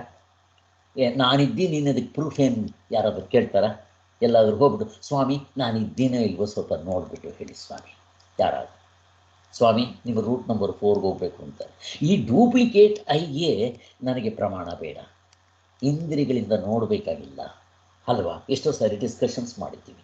ಇನ್ನು ಇದರ ಹಿಂತೆಡಿಕೆ ಇರೋ ಇವರ ಅಪ್ಪ ನೋಡೋದಕ್ಕೆ ಪ್ರಮಾಣ ಬೇಕಾಗಕ್ಕಿಲ್ಲ. ಆದ್ದರಿಂದ ನಾವು ಆ ಮನಸ್ಸು ಬಿಟ್ಟರೆ ಆತ್ಮನಾಗಿರ್ತೀವಿ, ನಿದ್ದೆಲ್ಲ. ಆದ್ದರಿಂದ ಆತ್ಮಸತ್ಯಾನುಬೋಧದಿಂದ ಯಾವಾಗ ಸಂಕಲ್ಪಿಸಿದಿರುವುದು ಆಗ ಮನಸ್ಸು ಅಮನಸ್ಸಾಗುತ್ತೆ. ಸಂಕಲ್ಪ ಮಾಡಬಾರ್ದು. ಸಂಕಲ್ಪ ಒಂದೇ ಅಲ್ಲ, ಸಂಕಲ್ಪ ವಿಕಲ್ಪ ಎರಡನ್ನೂ ಬಿಡಬೇಕು. ಮನಸ್ಸಂತಂದ್ರೆ ಅದರ ಕೆಲಸ ಎರಡೇ, ಇದ್ದರೆ ಸಂಕಲ್ಪ, ಇಲ್ಲದ್ರೆ ವಿಕಲ್ಪ, ಎರಡನ್ನೂ ಬಿಡಬೇಕು. ಅಂದರೆ ಇನ್ನೊಂದು ಅರ್ಥದಲ್ಲಿ ಹೇಳಬೇಕು ಅಂದರೆ ಮನಸ್ಸು ಪಾಸ್ಟೆಸ್ನಲ್ಲಿ ಇರಬಾರ್ದು, ಫ್ಯೂಚರ್ನಲ್ಲಿ ಇರಬಾರ್ದು. ಹಾಗಾದರೆ ಪ್ರೆಸೆಂಟೆನ್ಸ್ನಲ್ಲಿ ಇರಲಿಯಾ? ಪ್ರೆಸೆಂಟೆನ್ಸ್ನಲ್ಲೂ ಇರಬಾರ್ದು. ಯಾಕೆ? ಆತ್ಮನು ಕಾಲ ದೇಶಗಳನ್ನು ಮೀರಿದ್ದಾನೆ. ಕಾಲ ಅಂತಂದರೆ ಇದು ಹಿಂದಿಂದು, ಈಗಿಂದು, ಮುಂದಿಂದು 3 ಸೇರಿಕೊಳ್ಳುತ್ತೆ. ಅಲ್ಲಿಗೆ 3ಅನ್ನೂ ಬಿಡಬೇಕು ನಾನು. ಕಾಲ ಅಂದಿದ ತಕ್ಷಣ ದೇಶ ಬಿಡಬೇಕು, ಒಟ್ಟಿನಲ್ಲಿ ಮನಸ್ಸು ತನವನ್ನು ಬಿಟ್ಟರೆ ಆಯಿತು. ಅದನ್ನೇ ಆ ಮನಸ್ಕ ಸ್ಥಿತಿ. ಅದು ಹೇಗಾಗುತ್ತೆ ಅಂತ ಹೇಳ್ತಾ ಇದ್ದಾರೆ ಈಗ. ಯಾಕೆ ಮನಸ್ಸು ಬಿಟ್ಟಿದ ತಕ್ಷಣ ನೀವು ಆತ್ಮತತ್ವದಲ್ಲಿ ನಿಲ್ತಿರಲ್ಲ? ಯಾಕೆ? ವಿಷಯ ಇಲ್ಲದೆ ಇರೋದರಿಂದ. ಏಕೆಂದರೆ ಗ್ರಾಹ್ಯವಿಲ್ಲದರಿಂದ, ಆಬ್ಜೆಕ್ಟ್ಸೇ ಇಲ್ಲ. ಯಾವಾಗ ನಿಮಗೆ ಆಬ್ಜೆಕ್ಟ್ಸ್ ಇಲ್ಲವೋ ಆಗ ನಿಮ್ಮ ಮನಸ್ಸು ಸಂಕಲ್ಪ ವಿಕಲ್ಪ ಎಲ್ಲಿ ಮಾಡುತ್ತೆ? ಹಾವು ಇಲ್ಲವೋ ಆಗ ಭಯ ಯಾಕೆ ಬರುತ್ತೆ? ಬರೋದಿಲ್ಲ. ಆದ್ದರಿಂದ ಈಗ ಅವನಸ್ಥೆಯು ದೊರಕುವುದಕ್ಕೆ ಉಪಾಯ. ಅವನ ಪ್ರಶ್ನೆ ಬರುತ್ತೆ, ಪ್ರಶ್ನೆ ಕೇಳ್ತಾನೆ. ಹೇಗೆ ಅರ್ಜುನ ಭಗವದ್ಗೀತೆಯಲ್ಲಿ ಕೃಷ್ಣ ಭಗವಂತನ ಕೇಳ್ತಾನೆ ಏನಂತ? ಆ ಮನಸ್ಸು ಇಲ್ದಂಗೆ ಮಾಡ್ಕೊಳ್ಳಿ. ಹೆಂಗೆ? ಅಲ್ಲ ಸ್ವಾಮಿ, ಅವಾಗ ಕೃಷ್ಣ ಭಗವಂತ ಹೇಳಿದಾಗ ಅರ್ಜುನ ಹೇಳ್ತಾನೆ, ಕೃಷ್ಣ ಬೇಕಾದರೆ ಹೇಳು, ಗಾಳಿನ ಮೂಟೆಯಲ್ಲಿ ಕೊಟ್ಟಾಕ್ಬಿಡ್ತೀನಿ, ಅಷ್ಟು ಶಕ್ತಿ ಇದೆ ನನಗೆ. ಆದರೆ ಮನಸ್ಸನ್ನು ನಿಲ್ಲಿಸು ಅಂತ ಹೇಳ್ತೀಯಲ್ಲ, ಆಗದೆ ಇರೋದು ನಿಜ ಅರ್ಜುನ ಅಂತ ಕೃಷ್ಣ ಭಗವಂತ ಒಪ್ಕೊತಾನೆ. ನಿಜ, ನೀನು ಹೇಳ್ತಾರೋ ಮಾತು ನಿಜ, ಕಷ್ಟ ಇದೆ, ಬಟ್ ಸಾಧ್ಯ ಇದೆ. ಹೇಗೆ? ಇಲ್ಲಿ ತೋರಿಸ್ತಾರೆ ಉಪಾಯ. ಮನಸ್ಸಿಗೆ ಅಮನಿಭಾವ ಉಂಟಾದರೆ ದ್ವೈತ ಕಾಣಿಸೋದಿಲ್ಲ. ಇದು ಹೇಳಿರುತ್ತೆ. ಮನಸ್ಸಿಗೆ ಅಮನಸಿ ಭಾವ ದೊರಕದು ಹೇಗಪ್ಪ? ಹೆಂಗಾಗುತ್ತೆ ಗೊತ್ತಾ? ಇದು ಒಂದು ಗಾದೆ ಇದೆ. ಒಬ್ಬನಿಗೆ ಹುಚ್ಚಿಡಿದು ಬಿಡುತ್ತೆ. ಸ್ವಾಮಿ ಹುಚ್ಚು ಬಿಡಬೇಕಾದ್ರೆ ಏನು ಮಾಡಬೇಕು ಅಂತ ಹೋಗಿದ್ದೆ. ಒಬ್ಬರು ಶಾಸ್ತ್ರಿಗಳನ್ನ ಕೇಳ್ತಾನೆ. ಏನೂ ಇಲ್ಲಪ್ಪ, ಅವ್ನಿಗೊಂದು ಮದುವೆ ಮಾಡಿಬಿಡಿ ಅಂತ ಹೇಳ್ತಾರೆ. ಈಗ ಇವನು ಹುಚ್ಚಿಡ್ದಿರೋದ್ರಿಂದ ಹೆಣ್ಣು ಯಾರು ಕೊಡ್ತಾರೆ? ಯಾರು ಕೊಡೋದಿಲ್ಲ. ಇವನಿಗೆ ಮದುವೆ ಆಗೋವರೆಗೂ ಹುಚ್ಚು ಬಿಡಲ್ಲ, ಹುಚ್ಚು ಬಿಡೋವರೆಗೂ ಹೆಣ್ಣು ಕೊಡೋದಿಲ್ಲ. ಹೇಗಿದೆ ನೋಡಿ, ನಮ್ಮ ಕತೆ ಹಂಗಾಯಿತು. ಮನಸ್ಸು ಬಿಡೋವರೆಗೂ ಆತ್ಮನಲ್ಲಿ ನಿಂತ್ಕೊಳ್ಳಲ್ಲ, ಮನಸ್ಸು ಬಿಡಬೇಕಾದ್ರೆ ಕಷ್ಟ ಇದೆ, ಆಗ್ತಾ ಇಲ್ಲ. ಹೀಗೆ ಸೊ ಈ ಕಷ್ಟ ಬರುತ್ತಲ್ಲ ಹೇಗೆ ಅಂತ ಒಂದು ಪ್ರಶ್ನೆ ಕೇಳ್ತಾ ಇದ್ದೇನೆ. ಮನಸ್ಸಿನ ರೂಪವು ಉಳಿದುಕೊಂಡಿದ್ದರೆ ಅಮನಸ್ಭಾವ ದೊರಕೋದಿಲ್ಲ. ಇನ್ನು ಆ ಸ್ವರೂಪವೇ ನಾಶವಾಗಿಬಿಟ್ರೆ ಆಗ ತಾನೇ ಹೇಗೆ ಅಮನಸ್ಸು ಉಂಟಾದೀತು? ಸ್ವರೂಪ ಆತ್ಮನೇ ಇಲ್ದಂಗೆ ಆಗಿಬಿಟ್ರೆ ಅಮನಸ್ಸು ಹೆಂಗಾಗುತ್ತೆ? ಅದು ಆಗೋದಿಲ್ಲ. ಮನಸ್ಸು ಅಮನಸ್ಸು ಆಗುವುದೆಂಬ ಮಾತು ಲೋಕದಲ್ಲಿ ವಿರುದ್ಧವಾಗಿದೆಯಲ್ಲಪ್ಪ ಅಂತ ಅರ್ಜುನ ಕೇಳ್ದಂಗೆ ಇಲ್ಲಿ ಕೇಳ್ತಾ ಇದ್ದಾರೆ. ಏಕೆಂದರೆ ಇಲ್ಲಿ ಒಂದು ವಸ್ತು ತನ್ನ ಸ್ವರೂಪವನ್ನು ಪಡೆಯುವುದೆಂದರೆ ಯಾವ ವಸ್ತುಗೂ ಸ್ವರೂಪವೇ ಇಲ್ಲದಂತಾಗದಂತೆ ಶೂನ್ಯವಾಗಿಬಿಡುತ್ತೆ ಅಂತಾರೆ. ಇದೆಲ್ಲ ನಮಗೆ ಅಷ್ಟೇನು ತೊಂದರೆ ಬೇಡ. ಅಂದರೆ ವ್ಯವಹಾರದಲ್ಲಿ ಏತರಲ್ಲೂ ನಮಗೆ ಈ ನಂಬಿಕೆ ಇಲ್ದಂಗೆ ಆಗ್ಬಿಡ್ತಲ್ವೇ? ಅಂದರೆ ಈ ಮನಸ್ಸನ್ನು ಬಿಡೋದು ಅಷ್ಟು ಸುಲಭ ಅಲ್ಲ, ಹೇಗೆ ಬಿಡಲಿ ಅಂತ ಒಂದು ಪ್ರಶ್ನೆ. ಅದಕ್ಕೋಸ್ಕರ ಅಲ್ಲಿ ಹೇಳ್ತಾ ಇದ್ದಾರೆ, ಇದಕ್ಕೆ ಸಮಾಧಾನ ಹೇಳ್ತಾರೆ.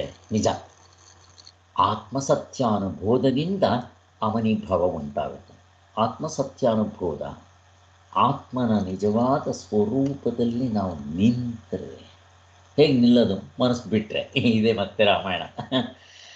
ಆತ್ಮನ ಸತ್ಯವು ಎಂಬ ಅರಿವು ನಮಗಿಲ್ಲಿ ನಿತ್ಯ ಅನಿತ್ಯ ವಸ್ತುಗಳ ವಿವೇಕ ಆಗಬೇಕು. ಯಾವುದು ನಿತ್ಯ, ಯಾವುದು ಅನಿತ್ಯ? ಆತ್ಮನು ನಿತ್ಯ, ಸತ್ಯನು, ನಿಜವಾಗ್ಲೂ ಇರೋನು ಅವನೇ.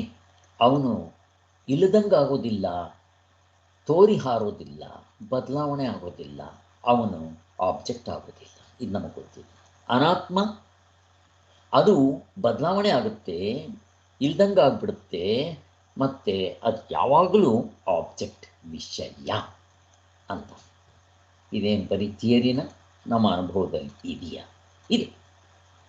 ಈಗ ಎಚ್ಚರದಲ್ಲಿರೋ ಈ ಪ್ರಪಂಚ ನಾನು ಸತ್ಯ ಅಂತ ಹಿಡ್ಕೊಂಡಿದ್ದೀನಿ. ಅವಸ್ಥೆ ಪ್ಲಸ್ ಅವಸ್ಥೆ ಒಳಗಡೆ ಇರೋ ಅರ್ಧ ಡಜನ್. ನಾನು ಇನ್ಮೇಲೆ ಅದನ್ನು 13 ಅನ್ಬೇಕಷ್ಟೇ. ಆವಾಗ ಅವಸ್ಥೆ ಅಂತ ಹೇಳಬೇಕಾಗಿಲ್ಲ. ಅವಸ್ಥೆ ಕೂಡ ಅನಾತ್ಮವೇ. ಆವಾಗ 13 ಇಲ್ದಂಗೆ ಆಗಬೇಕು. ಎಲ್ಲಿ? ಕನಸಿನಲ್ಲಿ ತೋರಿಸುವ, ನಿದ್ದೆಯಲ್ಲಿ ತೋರಿಸುವ ಸಾಕು. ಈಗ ಕನಸಿನಲ್ಲಿ ಬರೋದಿಲ್ಲ, ಅಲ್ಲಿ ಬೇರೆ ಸೆಟ್ಟು. ಫಸ್ಟ್ ಶೋ ಇಲ್ಲ, ಸೆಕೆಂಡ್ ಶೋ ಸ್ಟಾರ್ಟ್ ಆಯಿತು. ಅಂದರೆ ಕನಸು ಕೂಡ ಎಚ್ಚರದಂತೆ. ಆದರೆ ಅದು ಸತ್ಯವ? ಅದು ಸತ್ಯವಲ್ಲ. ಯಾಕೆ? ನೀನು ಎಚ್ಚರಕ್ಕೆ ಬಂದರೆ ಅದು ಇಲ್ಲಿಗೆ ಬರೋಲ್ಲ. ಎಷ್ಟು ಚೆನ್ನಾಗಿದೆ ನಮ್ಮ ಅನುಭವದ ಮಾತು. ಇದು ಸಾರ್ವತ್ರಿಕ ಪೂರ್ಣ ಅನುಭವದಿಂದ ಇಲ್ಲೇ verification at the time of listening ಆಗ್ತಾ ಇದೆ. ಉತ್ತಮಾಧಿಕಾರಿಗೆ ಇಷ್ಟು ಹೇಳಿದ್ರೆ ಸಾಕು, ತತ್ವದಲ್ಲಿ ನಿಲ್ತಾನೆ. ಯಾಕೆ? ಅವನ ಮನಸ್ಸು ಅಷ್ಟು ಶುದ್ಧವಾಗಿದೆ, ಏಕಾಗ್ರತೆಯಿಂದ ಕೂಡಿದೆ. ಹಿಂದಿನ ಜನ್ಮದ ಸಂಸ್ಕಾರ ಇದ್ದರೆ ನಚಿಕೇತಂತರ ಉಪನಿಷತ್ತೆಲ್ಲ ಹುಡುಕಿದ್ರೆ ಅವನೊಬ್ಬ ಬಿಟ್ಟರೆ ಇನ್ನೊಂದು ಎಕ್ಸಾಂಪಲ್ ಸಿಗೋದು ಕಷ್ಟ. ಅಲ್ಲಿ ಸಿಗ್ತಾ ಇದೆಯೋ ಇಲ್ಲೋ ಗೊತ್ತಿಲ್ಲ. ಹಾಗೆ ಏನಾದರೂ ಇರಲಿ. ಆದ್ದರಿಂದ ಇಲ್ಲಿ ಆತ್ಮನೇ ಸತ್ಯ ಅನ್ನೋ ಅರಿವು ನಮಗೆ ಅದರಿಂದ ಗೊತ್ತಾಗುತ್ತೆ. ನಮಗೆ ವಿಚಾರ ಬಂದ್ಬಿಡುತ್ತಾ? ಶಾಸ್ತ್ರಾಚಾರ್ಯರ ಬೋಧನಿಂದ ಅಲ್ಲಿಗೆ ಆತ್ಮನೇ ಸತ್ಯ, ಮಿಕ್ಕಿರೋದಲ್ಲ ಅನಿತ್ಯ ಅನ್ನೋದು ನಾವು ನಿತ್ಯ ಅನಿತ್ಯ ವಸ್ತುಗಳ ವಿವೇಕ ಮಾಡಿಕೊಂಡಾಗ, ಮತ್ತು ಈ ಸಾರ್ವತ್ರಿಕ ಪೂರ್ಣ ಅನುಭವದಿಂದ ನೋಡಿಕೊಂಡಾಗ ನಿದ್ದೆಯಲ್ಲಿ ಮನಸ್ಸಿಲ್ಲ, ಪ್ರಪಂಚವಿಲ್ಲ, ದುಃಖವಿಲ್ಲ, ಸುಖವಿಲ್ಲ. ಎಷ್ಟು ಚೆನ್ನಾಗುತ್ತದೆ. ನನಗೆ ಅಲ್ಲಿ ಹುಟ್ಟು ಸಾವುಗಳ ಭಯವಿಲ್ಲ, ಅಭಯ ಸ್ವರೂಪ ಅಂತ. ಹಾಗೆ ಅಂತ ನಮಗೆ ತೋರಿಸ್ಕೊಟ್ಬಿಡ್ತಾರೆ. ಆ ಶಾಸ್ತ್ರಾಚಾರ್ಯರ ಅರಿವು, ಶಾಸ್ತ್ರಾಚಾರ್ಯರ ಉಪದೇಶದಿಂದ ಉಂಟಾದರೆ ಅದಕ್ಕೆ ಆತ್ಮಸತ್ಯಾನುಬೋಧ ಅಂತ ಹೆಸರು. ಮನಸ್ಸು ಅಮನಸ್ಸಾಗುತ್ತೆ. ಆವಾಗ ಆತ್ಮನ ನಿಜವಾದ ಬೋಧ, ಸತ್ಯ, ಅದರ ಒಂದು ಅನುಭವ ನಮಗಾಗುತ್ತೆ. ಲೋಕದೃಷ್ಟಿಯಲ್ಲಿ ವಸ್ತುಗಳು ಅನೇಕವಾಗಿರುತ್ತವೆ. ತಮಾತ್ಮ ಸ್ವರೂಪವನ್ನು ಮಾರ್ಪಡಿಸಿಕೊಳ್ಳದೇ ಇರುವುದರಿಂದ ಸತ್ಯವಾಗಿರುತ್ತವೆ ಎಂಬುದು ನಿಜವೇ. ನಮಗೆ ಲೋಕದಲ್ಲಿರೋ ವಸ್ತುಗಳು ಸತ್ಯವಾಗಿದ್ದಂಗೆ ಇರುತ್ತೆ. ನಮಗೆ ಈ ವಿಚಾರ ಮಾಡೋಕ್ಕೆ ಮೊದಲು ಅಲ್ವಾ? ಆದರೆ ಪರಮಾರ್ಥ ದೃಷ್ಟಿಯಿಂದ ನಾವು ವಿಚಾರ ಮಾಡಿ ವಿವೇಕದಿಂದ ನಾವು ಈ ರೀತಿ ಅವಸ್ಥಾತರ ವಿಚಾರದಿಂದ ನೋಡಿದಾಗ ಬ್ರಹ್ಮ ಸತ್ಯ ಜಗತ್ತು ಮಿಥ್ಯ, ಮಿಕ್ಕಿದ್ದೆಲ್ಲವೂ ಮಿಥ್ಯ, ಹುಸಿ, ತೋರಿಕೆ ಅನ್ನೋದು ಸ್ಪಷ್ಟವಾಗಿ ಗೊತ್ತಾಗುತ್ತೆ. ಅದಕ್ಕೆ ಚಾಂದೋಗ್ಯ ಉಪನಿಷತ್ನಲ್ಲಿ ತನ್ನ ಮಗ ಉದ್ದಾಲಕನು ಗುರುಕುಲದಿಂದ ಬಂದ ಮೇಲೆ ತಂದೆ ಅವನನ್ನು ಕೇಳ್ತಾನೆ, ಯಾವುದು ಒಂದನ್ನು ತಿಳಿದರೆ ಎಲ್ಲವನ್ನೂ ತಿಳಿದಂಗಾಗುತ್ತೆ ಅಂತ ವಿಚಾರ ನೀನು ಗೊತ್ತಾ ಅಂತಂದಾಗ, ಅಂಥ ವಿಚಾರ ಇಲ್ಲವೇ ಇಲ್ಲ, ನಮ್ಮ ಗುರುಗಳು ಹೇಳ್ಕೊಟ್ಟೇ ಇಲ್ಲ, ಯಾಕೆಂದರೆ ಅವ್ರಿಗೆ ಗೊತ್ತಿಲ್ಲ, ಗೊತ್ತಿದ್ದರೆ ನನ್ನಂಥ ಬುದ್ಧಿವಂತನಾದ ಶಿಷ್ಯನಿಗೆ ಹೇಳ್ಕೊಡ್ಬೇಕಾಗಿತ್ತು ಅಂತ ಹೇಳ್ತಾರೆ. ಇದು ಅಹಂಕಾರದ ಮಾತು. ಇರಲಿ. ಆವಾಗ ಮತ್ತೆ ಅವನಿಗೆ ಭಯ ಬಂದ್ಬಿಡುತ್ತೆ, ಎಲ್ಲಿ ಮತ್ತೆ ನಮ್ಮಪ್ಪ 12 ವರ್ಷಗಳ ಕಾಲ ಗುರುಕುಲ ಕಳಿಸ್ಬಿಡ್ತಾರೋ ಅಂತ. ಅಪ್ಪಾಜಿ ನೀವೇ ತಿಳಿಸ್ಕೊಟ್ಬಿಡಿ ಅಂತ ಕೇಳ್ತಾನೆ. ಆಗ ಅವನಿಗೆ ಹೇಳ್ಕೊಡ್ತಾರೆ, ಏನಂತ ಹೇಳ್ಕೊಡ್ತಾರೆ, ಯಾವುದು ಒಂದನ್ನು ತಿಳಿದ್ರೆ ಎಲ್ಲವನ್ನೂ ತಿಳಿದಂಗಾಗುತ್ತೆ, ಪ್ರಪಂಚದಲ್ಲಂಥ ವಸ್ತುನೇ ಇಲ್ಲ ಅಂತ. ನಾವು ಯಾಕಿಲ್ಲ? ಮಡಕೆ, ಕುಡಿಕೆ, ಶಾವ, ತಟ್ಟೆ ಬೇಕಾದಷ್ಟಿದೆ. ಇವು ಒಡವೆಗಳ ಥರ 3 ಎಕ್ಸಾಂಪಲ್ ಕೊಡ್ತಾರೆ. ಒಂದು ಮಡಕೆ ಕುಡಿಕೆ, ಇನ್ನೊಂದು ಚಿನ್ನದ ಮತ್ತು ಆಭರಣಗಳು, ಇನ್ನೊಂದು ಕಬ್ಬಿಣ ಮತ್ತು ಕಬ್ಬಿಣದಿಂದ ಮಾಡಿದಂಥ ವಸ್ತುಗಳು, ನೈಲ್ ಕಟ್ರು, ಗೆಟ್ರು, ಅವು ಇವು ಕಬ್ಬಿಣದಿಂದ ಬೇಕಾದಷ್ಟು ಮಾಡ್ತಾರಲ್ಲ, ಹಾಗೆ ಆಗಿನ ಕಾಲದಲ್ಲಿ ಅವುಗಳೆಲ್ಲ ಮಾಡಿದ್ರು. ಯಾಕೆ 3 ಎಕ್ಸಾಂಪಲ್ ಕೊಡಬೇಕು? ಒಂದೇ ಎಕ್ಸಾಂಪಲ್ ಕೊಟ್ಟರೆ ಸಾಲದ ಅಂತಂದರೆ, ಒಂದು ಎಕ್ಸಾಂಪಲ್ ಅರ್ಥ ಆಗ್ತಿದ್ದರೆ ಇನ್ನೊಂದು ಮಾಡ್ಕೊಳ್ಳಿ. ಇದು ತುಂಬ ಸೂಕ್ಷ್ಮವಾಗಿರೋದ್ರಿಂದ ಮತ್ತೆ ಎಕ್ಸಾಂಪಲ್ಗಳನ್ನ ಹೇಳೋದು ಮತ್ತು ತರಾವರಿ ತಿಳಿಸ್ಕೊಡೋದಕ್ಕೆ ಯಾಕೆ ಪ್ರಯತ್ನ ಮಾಡ್ತಾರೆ ಅಂದರೆ, ಏನಾದರೂ ಮಾಡಿ ಇವ್ರನ್ನ ಆ ತತ್ವದಲ್ಲಿ ನಿಲ್ಲಿಸಬೇಕು ಅನ್ನೋ ಕರುಣೆಯಿಂದ ಅಂತ ಭಾಷ್ಯದಲ್ಲಿ ಹೇಳ್ತಾರೆ ಅವರು. ಆವಾಗ ಹಾಗೆ ನೋಡಪ್ಪ, ಇವು ಅನೇಕವಾಗಿದೆ, ಆಭರಣಗಳು ಅನೇಕವಾಗಿದೆ, ಈ ಪ್ರಪಂಚ ಅನೇಕವಾಗಿದೆ. ಒಂದೊಂದು ತಿಳಿದುಬಿಡು. ಮತ್ತು ಅದೆಲ್ಲ ಏನು? ಮಡಿಕೆ, ಕುಡಿಕೆ, ಶಾವ, ತಟ್ಟೆ ನೀನು ಏನು ಹೇಳ್ತೀಯೋ ಮಣ್ಣೆ, ಆಭರಣಗಳು ಏನು ಹೇಳ್ತೀಯೋ ಚಿನ್ನವೇ, ಪ್ರಪಂಚ ಅಂತ ಏನು ಹೇಳ್ತೀಯೋ ಆತ್ಮನೇ. ಮುಗಿದೋಯ್ತು. ಆ ಒಂದನ್ನು ತಿಳಿದ್ರೆ ಎಲ್ಲವನ್ನೂ ತಿಳಿದಂಗಾಗೋಯ್ತು. ಮತ್ತೇನಪ್ಪ ಬೇಕಾಗಿದೆ? ಅದಕ್ಕೆ ಪ್ರಪಂಚದಲ್ಲಿ ಅವನಿಗೆ ಸೈಂಟಿಸ್ಟ್ ಆಗಿರಲಿ, ಅದಾಗಿರಲಿ, ಇದಾಗಿರಲಿ, ಡಾಕ್ಟ್ರೇಟ್ ಆಗಿರಲಿ, ಏನಾದರೂ ಕೂಡ ಅವನು ಕಡಿಮೆನೇ ತಿಳ್ಕೊಳಂಗಾಗೋದು. 4 ವೇದಗಳನ್ನ ಓದಿರಲಿ, ವೇದಾಂಗ ವೇದಾಂತ ಎಲ್ಲ ಓದಿರಲಿ, ಮುಕ್ತನಾಗದೇ ಇದ್ದರೆ ಅವನು ಸರ್ವಜ್ಞ ಅಲ್ವೇ ಅಲ್ಲ, ಎಲ್ಲವನ್ನೂ ತಿಳಿದಂಗೆ ಆಗೋದಿಲ್ಲ ಅಂತ ಪ್ರಶ್ನೆ ಇದೆ. ನಮ್ಗೆ ಅದರಿಂದ ಕ್ಲೀನಾಗಿ ಗೊತ್ತಾಗುತ್ತೆ. ಹಾಗೆ ಆತ್ಮತತ್ವವನ್ನು ಅರಿತುಕೊಂಡರೆ ಅದರ ಕಾರ್ಯವಾದ ಜಗತ್ತೆಲ್ಲವನ್ನು ಅರ್ಥಕೊಂಡಂತಾಗ್ಬಿಡುತ್ತೆ. ಅದಕ್ಕೋಸ್ಕರನೇ ಹೇಳುವಾಗ ವಾಚಾರಂಭಣಂ ವಿಕಾರೋ ನಾಮಧೇಯಂ ಮೃತ್ತಿಕೆ ದೇವ ಸತ್ಯಂ. ಈ ಮಡಕೆ, ಕುಡಿಕೆ, ಶಾವ, ಆಭರಣಗಳು, ಈ ಪ್ರಪಂಚ ಏನು? ವಾಚಾರಂಭಣ, ವಾಚ ಅಂತಂದರೆ ಏನು? ಬರೀ ಬಾಯಿ ಮಾತು. ವಿಕಾರೋ, ಎಲ್ಲ ಬದಲಾವಣೆ ಆಗ್ತಾ ಇದೆ, ಇಲ್ದಂಗಾಗುತ್ತೆ, ವಿಷಯ ಆಗುತ್ತೆ. ವಿಕಾರೋ ನಾಮಧೇಯ, ಹೆಸರು. ಮುಗಿದೋಯ್ತು. ಅಲ್ಲಿಗೆ ನಾಮರೂಪ ಕ್ರಿಯಾ ಏನು ಬೇಕಾದರೂ ಹೇಳಿ, ತರಾವರಿ ವಿಚಾರದಲ್ಲಿ ಹೇಳ್ತಾ ಇರ್ತಾರೆ. ಇವು ಇಷ್ಟೇ. ಮತ್ತು ಇವು ಇಷ್ಟು ತೋರಬೇಕಾದ್ರೆ ಇದರ ಹಿಂತಡಿಕೆ, ಈಗ ಮಣ್ಣಿಲ್ಲ, ಮಡಕೆ ಕುಡಿಕೆ ತೋರಿಸ್ರಿ, ಚಿನ್ನ ಇಲ್ಲ, ಆಭರಣ ತೋರಿಸ್ರಿ, ಆತ್ಮ ಇಲ್ಲ, ಪ್ರಪಂಚ ತೋರ್ಸಕ್ಕೆ ಬರಲ್ಲ. ಆತ್ಮನನ್ನೇ ನಾನು ಪ್ರಪಂಚ ಅಂತ ಇದ್ದೀನಿ, ಚಿನ್ನವನ್ನೇ ಆಭರಣಗಳಂತ ಹೇಳ್ತಾ ಇದ್ದೀನಿ, ಮಣ್ಣನ್ನೇ ಮಡಕೆ ಕುಡಿಕೆ ಅಂತ ಹೇಳ್ತಾ ಇದ್ದೀನಿ. ಇಷ್ಟೇ ವ್ಯತ್ಯಾಸ. ಅದಕ್ಕೋಸ್ಕರನೇ ಭಗವದ್ಗೀತೆಯಲ್ಲಿ 8, 9, 10, 11, 12 ವಿಭೂತಿ ಉಪಾಸನೆ, ವಿಶ್ವರೂಪ ಉಪಾಸನೆ ಹೇಳಿರೋದು ಅದಕ್ಕೋಸ್ಕರ. ಇದೇ ಪ್ರಪಂಚವನ್ನು ನೀನು ಮುಕ್ತನಾಗದೇ ಇದ್ದರೆ ಇನ್ನೊಂದು ಕೆಳಗಿನ ಮೆಟ್ಲು ಭಾವನೆ ಮಾಡ್ಕೊ. ಅಂದರೆ ಇದು ಪರಮಾತ್ಮನೇ ಅಂತ ಭಾವನೆ ಮಾಡಬೇಕು. ಆಗ ನಮ್ಮಲ್ಲಿ ಯಾವುದು ಪರಮಾತ್ಮನಲ್ಲ, ಎಲ್ಲವೂ ಪರಮಾತ್ಮ ಅಂತ ಆಗ್ತದೆ.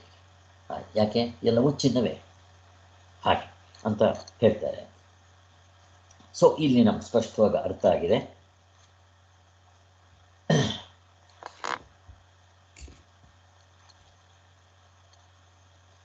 ಇವೆಲ್ಲ ಕಾಣೋದಕ್ಕೆ ಬೇರೆ ಬೇರೆ ಆಗಿದೆ.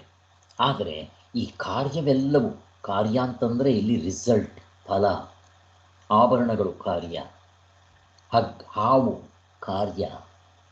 ಅದರ ಕಾರಣ ಯಾವುದು? ಹಗ್ಗ. ಚಿನ್ನ, ಮಣ್ಣು, ಪರಮಾತ್ಮ. ಹಾಗೆ ಸೊ ಕಾರ್ಯವಿಲ್ಲದೆ ಕಾರಣವಿಲ್ಲದೆ ಕಾರ್ಯ ತೋರೋದಿಲ್ಲ ಅನ್ನೋದು ನಮ್ಗೆ ಸ್ಪಷ್ಟವಾಗಿ ಗೊತ್ತಾಗುತ್ತೆ.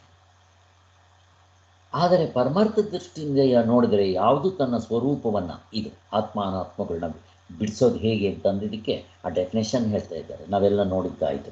ಆ ದೃಷ್ಟಿಯಿಂದ ನೋಡಿದಾಗ ನೀವು ಮಡಿಕೆ, ಕುಡಿಕೆ, ಶಾವ, ತಟ್ಟೆ ಅಂತ ಏನು ಹೇಳ್ತೀರೋ ಎಲ್ಲ ವಾಚಾರಂಭಣ, ಮಣ್ಣೇ ಸತ್ಯ, ಅದೊಂದೇ ಸ್ವತಂತ್ರವಾಗಿರೋದು ಮಣ್ಣೆಂಬುದು, ಇದು ಇಷ್ಟು ಗೊತ್ತಾಗೋಯ್ತು ನಮಗೆ. ಹೀಗೆ ಕಾರ್ಯವೆಂಬುದುವೆಲ್ಲ ಕಾರಣಕ್ಕಿಂತ ಬೇರೆಯಾಗಿರೋದಿಲ್ಲ. ಚಿನ್ನ ಬಿಟ್ಟು ಆಭರಣಗಳು ತೋರ್ಸಕ್ಕೆ ಬರೋಲ್ಲ. ಆದ್ದರಿಂದ ನೀವೇನು ಕಾರ್ಯ, ಅನಾತ್ಮ ಮತ್ತು ಈ ನಾಮರೂಪ ಕ್ರಿಯೆ ಅಂತ ಹೇಳ್ತೀರೋ, ಕಾರಣವನ್ನು ಬಿಟ್ಟಿರೋದಿಲ್ಲ, ಆತ್ಮನ ಬಿಟ್ಟಿರೋದಿಲ್ಲ. ನಮ್ಗೆ ಸ್ಪಷ್ಟವಾಗಿ ಗೊತ್ತಾಗಿದೆ. ಯಾಕೆ ಪರಮಾತ್ಮನಿಗಿಂತ ಬೇರೆ ಇಲ್ಲ ಅಂತ ಎಲ್ಲ ಹೇಳಿ ತೋರಿಸಿದ್ರು. ಹೀಗಂತ ಅನ್ನೋದನ್ನು ಶಾಸ್ತ್ರದಲ್ಲಿ ತೋರಿಸಿಕೊಟ್ಟಿರುವಂತೆ ಇದು ಇಂಪಾರ್ಟೆಂಟ್. ಸಾಧನೆ ಆಚಾರ್ಯನಾದ ಸದ್ಗುರು ತಿಳಿಸಿಕೊಟ್ಟಂತೆಯೇ ಯಾರು ಅನುಭವದಲ್ಲಿ ತಂದುಕೊಳ್ತಾನೋ ಅವನಿಗೆ ಜಗತ್ತೆಲ್ಲವೂ ಆತ್ಮನಾಗಿ ತೋರುತ್ತೆ. ಇಲ್ಲಿ ಸುಮ್ಮನೆ ನಾವೇ ತಿಳ್ಕೊಳ್ಳೋಕೆ ಬರಲ್ಲ.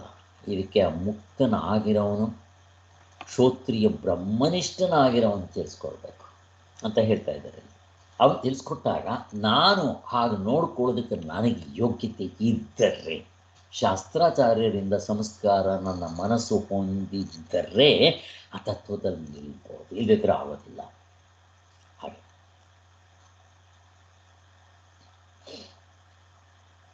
ಆಗ ಮನಸ್ಸೆಂಬುದು ಆತ್ಮನ ವಿಕಾರವೇ, ಆತ್ಮನ ಕಾರ್ಯವೇ. ಅಂದರೆ ಆತ್ಮನಲ್ಲಿ ಕಲ್ಪಿತವಾಗಿ ತೋರಿಕೆಯೇ ಹೊರತು ಬೇರೆ ಅಲ್ಲ ಅಂತ ಶಾಸ್ತ್ರದೃಷ್ಟಿಯನ್ನು, ಆಚಾರ್ಯ ದೃಷ್ಟಿಯನ್ನು ಅನುಸರಿಸಿ ಜ್ಞಾನ ಉಂಟಾದಾಗ ಮನಸ್ಸು ಉಳಿಯೋದಿಲ್ಲ, ಅಮನಸ್ಸಾಗುತ್ತೆ ಅಂತ ಕೂಡ ಹೇಳ್ತಾ ಇದ್ದಾರೆ. ಮನಸ್ಸಂದರೆ ಹಾಗೆ ಹೀಗೆ ಅಂತ ವಸ್ತುಗಳನ್ನ ಕಲ್ಪಿಸಿಕೊಂಡು ಸಂಕಲ್ಪಿಸಿಕೊಡುತ್ತಿರುವುದು. ಮನಸ್ಸಂದರೆ ಏನಪ್ಪ? ಸಂಕಲ್ಪ ವಿಕಲ್ಪ.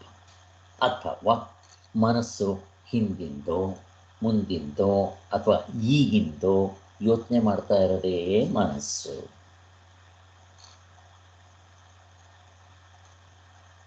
ಹೊರಗೆ ಯಾವ ದೃಶ್ಯವೂ ಆತ್ಮನಿಗಿಂತ ಬೇರೆ ಇಲ್ಲ.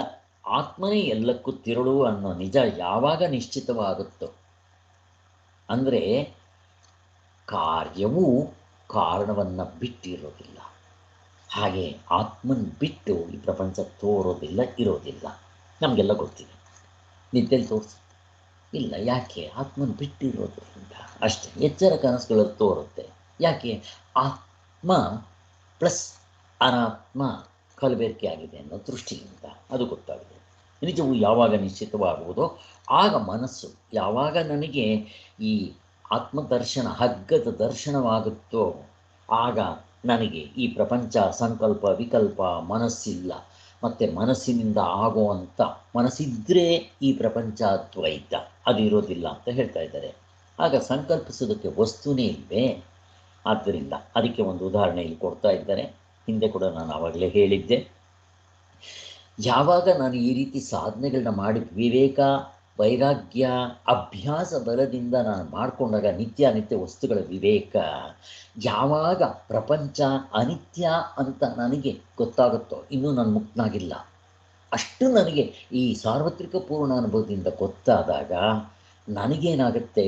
ವಿಷಯಗಳಲ್ಲಿ ಮೋಹ, ಅಟ್ಯಾಚ್ಮೆಂಟ್, ತಾದಾತ್ಮ ಕಡಿಮೆ ಆದಾಗ ನನಗೆ ಆತ್ಮನ ಕಡೆ ಒಲವು ಬರುತ್ತೆ. ಆತ್ಮಕಾಮನ ಆಗ್ತೀನಿ, ಮೋಕ್ಷ ಕಾಮನ ಆಗ್ತೀನಿ. ಆವಾಗ ಮೋಕ್ಷಕ್ಕೋಸ್ಕರ ಸಾಧನೆ ಮಾಡ್ಕೊಳ್ತಾ ಬರ್ತೀನಿ. ಆವಾಗ ಏನಾಗುತ್ತೆ ಗೊತ್ತಾ? ಲೌಕಿಕ ವ್ಯವಹಾರ ಬಿತ್ತೋಗುತ್ತೆ. ಹಾಗಂದರೆ ಮತ್ತೆ ಇವನು ಊಟ ತಿಂಡಿ ಏನು ಸರ್? ಅಷ್ಟೇ. ಈ ದೇಹ ಇರೋದಕ್ಕೆ ಎಷ್ಟು ಬೇಕೋ ಅಷ್ಟು ಮಾತ್ರ ಮಾಡ್ಕೊತಾನೆ. ಭಿಕ್ಷೆ ಎತ್ಬೋದು, ಅಥವಾ ಯಾರಾದರೂ ಕೊಟ್ಟರೆ ತಿನ್ಬೋದು, ಅಥವಾ ಮನೇಲಿ ಯಾರೋ ಹಾಕಿದ್ರೆ ತಿನ್ಬೋದು ಅಷ್ಟೇ. ದಿನಕ್ಕೆ 1 ಸಲನೋ 2 ಸಲನೋ. ಅದು ಲೌಕಿಕ ವ್ಯವಹಾರ ಪೂರ್ತಿ ಬಿತ್ತೋಗುತ್ತೆ. ರೋಟಿ ಕಪಡ ಮಕಾನ್ ಪೂರ್ತಿ ಬಿತ್ತೋಗುತ್ತೆ. ಹಾಗೆ ಇನ್ನು ವೈದಿಕ ಅಂದರೆ ಏನು? ಆ ಸ್ವರ್ಗ ನರಕಗಳು ಬೇಕು, ಅಥವಾ ಸ್ವರ್ಗವೇ ಬೇಕು ಅಂತನೋ, ಅಲ್ಲಿ ಹೆಣ್ಣು ಹೊನ್ನು ಮಣ್ಣಿಗೋಸ್ಕರ ಮಾಡೋ ಅಂಥ ಕ್ರಿಯೆಗಳು ಬಿದ್ದು ಹೋಗುತ್ತೆ. ಲೌಕಿಕ ವೈದಿಕ ಸನ್ಯಾಸಿಗಳು ಅಂತ ಬಟ್ಟೆ ಹಾಕ್ಕೊಂತಾರ ಅಲ್ವಾ, ಅವ್ರು ಏನಾಗಿರುತ್ತೆ ಇವೆರಡು ಬಿದ್ದೋಗುತ್ತೆ. ಹಾಗಾದರೆ ಮೂರನೇದು ಅವರ ಸಾಧನೆ ಕೂಡ ಬಿದ್ದೋಗಿರ್ತಾ ಇಲ್ಲ ಅಂದರೆ ಇಟ್ಕೋಬೇಕು. ಯಾಕೆ? ಇನ್ನು ಮುಕ್ತನಾಗೋವರೆಗೂ ಆತ್ಮಕಾಮನಾಗಿರೋದ್ರಿಂದ ನನಗೆ ನನ್ನ 24 ಗಂಟೆ ಜೀವನ ಅದಕ್ಕೋಸ್ಕರ ಮೀಸಲಾಗಿಡಬೇಕು. ನಾನು 3 ಹೊತ್ತು ಅದನ್ನೇ ಚಿಂತನೆ ಮಾಡ್ತಾ ಇರಬೇಕು. ಅದು ಇಂಪಾರ್ಟೆಂಟ್, ಅದನ್ನು ಹಿಡ್ಕೋಬೇಕು. ಇಲ್ಲಿ ಕರ್ಮಯೋಗ ಬಿಟ್ಬಿಡ್ಬೇಕು. ಧ್ಯಾನ ಯೋಗದಲ್ಲಿ ಹೇಳಿದ್ದನ್ನು ಜ್ಞಾಪಕ ಮಾಡಿಕೊಂಡ್ರೆ, ಕರ್ಮಯೋಗ ಎಲ್ಲಿವರೆಗೂ ಮಾಡ್ತೀರಾ? ಚಿತ್ತಶುದ್ಧಿಯಾಗಿ ನಿಮಗೆ ಪ್ರಪಂಚದಲ್ಲಿ ಮೋಹ ಕಡಿಮೆ ಆಗಿ ನಿಮಗೆ ಆತ್ಮಕಾಮ ಬಂದಿದ ತಕ್ಷಣ ಈ ಪ್ರಪಂಚ ಈ ಕರ್ಮಯೋಗ ಬಿಟ್ಬಿಡಬೇಕು. ಬಟ್ ಸ್ಥೂಲವಾಗಿರೋ ಕರ್ಮಯೋಗ ಬಿಡಬೇಕು. ಲೌಕಿಕ ವೈದಿಕದಲ್ಲಿ ಮಾಡೋ ಕರ್ಮಯೋಗ ಬಿಟ್ಟು ಪಾರಮಾರ್ಥಿಕದಲ್ಲಿ ಮಾಡೋ ಕರ್ಮಯೋಗ ಇಟ್ಕೋಬೇಕಲ್ಲಿ. ನೀವು ಜಪ ಮಾಡಿ, ಧ್ಯಾನ ಮಾಡಿ, ಅಥವಾ ಪ್ರವಚನ ಮಾಡಿ, ಏನು ಬೇಕಾದ್ರೆ ಪುಸ್ತಕ ಬರೀಲಿ, ಏನು ಬರೆದ್ರೂ ಕೂಡ ಅದು ಕರ್ಮಯೋಗ ರೂಪದಲ್ಲಿರಬೇಕು. ಆವಾಗ ಇನ್ನೂ ಅಂತಃಕರಣ ಸೂಕ್ಷ್ಮವಾಗಿ ಶುದ್ಧಿ ಆಗಬೇಕಾಗಿದೆ. ಆ ಮನಸ್ಸಿಗೆ ಏಕಾಗ್ರತೆ ಬೇಕು ಅಂತ ಜಪ ನಾವು ಮಾಡಿರಬೇಕು. ಮತ್ತು ಯಮನಿಯಮಗಳು ಪಾಲನೆ ಮಾಡಬೇಕಲ್ಲಿ, ಆ ಸಾಧನೆಗಳು ಉಳಿದಿರುತ್ತಲ್ಲಿ. ಮತ್ತು 3 ಹೊತ್ತು ನೇರಾದ ಸಾಧನೆ ಮಾಡ್ತಾ ಇರಬೇಕು ಅಂತ ಹೇಳ್ತಾರೆ. ಹೀಗೆ ನೇರಾದ ಸಾಧನೆಯಲ್ಲಿ ಭಗವತ್ಪಾದರು ಹೇಳೋದು ಅಂದರೆ ಸಚ್ಚಿದಾನಂದ ಸರಸ್ವತಿ ಸ್ವಾಮಿಗಳು ಹೇಳಿದ್ದು, ಶ್ರವಣ ಮನನ ಧ್ಯಾನ ಇದು ಆಗದೆ ಇದ್ದರೆ ಕೊನೆಗೆ ಅವಸ್ಥಾತ್ರ ವಿಚಾರವನ್ನು 3 ಹೊತ್ತು ಮೇಲಕ್ಕೆ ಹಾಕ್ತಾರೆ. ಈಗ ನಾವು ಮಾಡ್ತಾ ಇದ್ದೀವಲ್ಲ ಅದು 3 ಹೊತ್ತು ಅವಸ್ಥಾತ್ರ ವಿಚಾರ. ನೀವು ಯಾವ ಪುಸ್ತಕ ಸಚ್ಚಿದಾನಂದ ಸರಸ್ವತಿ ಸ್ವಾಮಿಗಳ್ದು ಓದ್ರಿ, ಅಲ್ಲಿ ಅವಸ್ಥಾತ್ರೆ ಬರದೇ ಇರೋ ವಿಚಾರ ಇಲ್ಲ. ಇವಾಗ ಎಷ್ಟು ಸಲ ಬಂತು ನೋಡ್ರಿ, ಬಂದೇ ಬರೋದು. ಸೊ ಅವ್ರ ಪುಸ್ತಕಗಳನ್ನ ಓದಿದ್ರೂ ಸಾಕು, 3 ಹೊತ್ತು ನಿಮ್ಮ ಮನಸ್ಸು ಅವಸ್ಥಾತ್ರೆ ವಿಚಾರವನ್ನೇ ಚೆಕ್ ಮಾಡ್ತಾ verification at the time of studying are listening ಆಗ್ತಾ ಇರುತ್ತೆ. ಇದಾಗಬೇಕು. ಇದರಿಂದಲೂ ಆಗಲಿಲ್ವ ಸುಲಭ ಮತ್ತು ಕಷ್ಟವು ಜಪ. ಏನು ಅಷ್ಟು ಸುಲಭ ಅಂತ ಅನ್ಕೋಬೇಡಿ ಜಪ. ಓಹೋ ಮಾಡಿ ಕೂತ್ಕೊಳ್ಳಿ ನೀವು ನೋಡಿ, ಒಂದು ಅರ್ಧ ಗಂಟೆ ಕೂತ್ಕೊಳ್ಳಿ, ರೆಸ್ಟ್ಲೆಸ್ ಆಗಿಬಿಡ್ತೀವಿ. ಏಕಾಗ್ರತೆ ಬಂದರೆ ಸರಿ, ಬರದೇ ಇದ್ದರೆ ಮಾಡಿದ ತಕ್ಷಣ ಏನಪ್ಪ ಆ ಕಡೆ ಅಂತ ಕೈಯಲ್ಲಿ ಅಡ್ಸೋದು, ಕಾಲಲ್ಲಿ ಅಡ್ಸೋದು, ತಲೆಯಲ್ಲಿ ಅಡ್ಸೋದು, ಕೇರ್ಕೊಳ್ಳೋದು ಎಲ್ಲ ಆಗುತ್ತೆ. ಇದು ಅಭ್ಯಾಸ ಬೇಕಿದೆ. ವೈರಾಗ್ಯ ಬೇಕು, ಅಭ್ಯಾಸ ಬೇಕು, ಮತ್ತು ನಿತ್ಯ ಅನಿತ್ಯ ವಸ್ತುಗಳ ವಿವೇಕ ಆಗಿರಬೇಕು.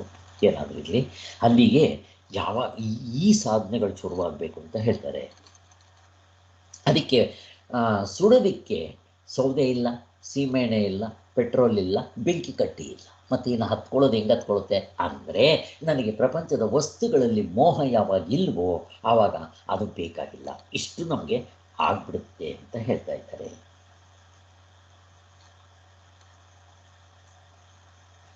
ಆದ್ದರಿಂದ ಸುಡುವ ವಸ್ತುವಿಲ್ಲದಾಗ ಬೆಂಕಿ ತಾನೇ ಸುಮ್ಮನೆ ಹಾರೋಗುತ್ತೆ. ಆಗ ಮನಸ್ಸೇನು ಮಾಡುತ್ತೆ? ಮನಸ್ಸಿಗೆ ವಿಷಯಗಳೇ ಇಲ್ಲ. ಅವಾಗೇನಾಗುತ್ತೆ ಗೊತ್ತಾ? ಸಂಕಲ್ಪ ವಿಕಲ್ಪಗಳು ಇರೋದಿಲ್ಲ. ಅಥವಾ ಹಿಂದೆ ಯೋಚನೆ ಮಾಡೋದು, ಈಗಿಂದೋ ಮುಂದಿಂದೋ ಇರೋದಿಲ್ಲ.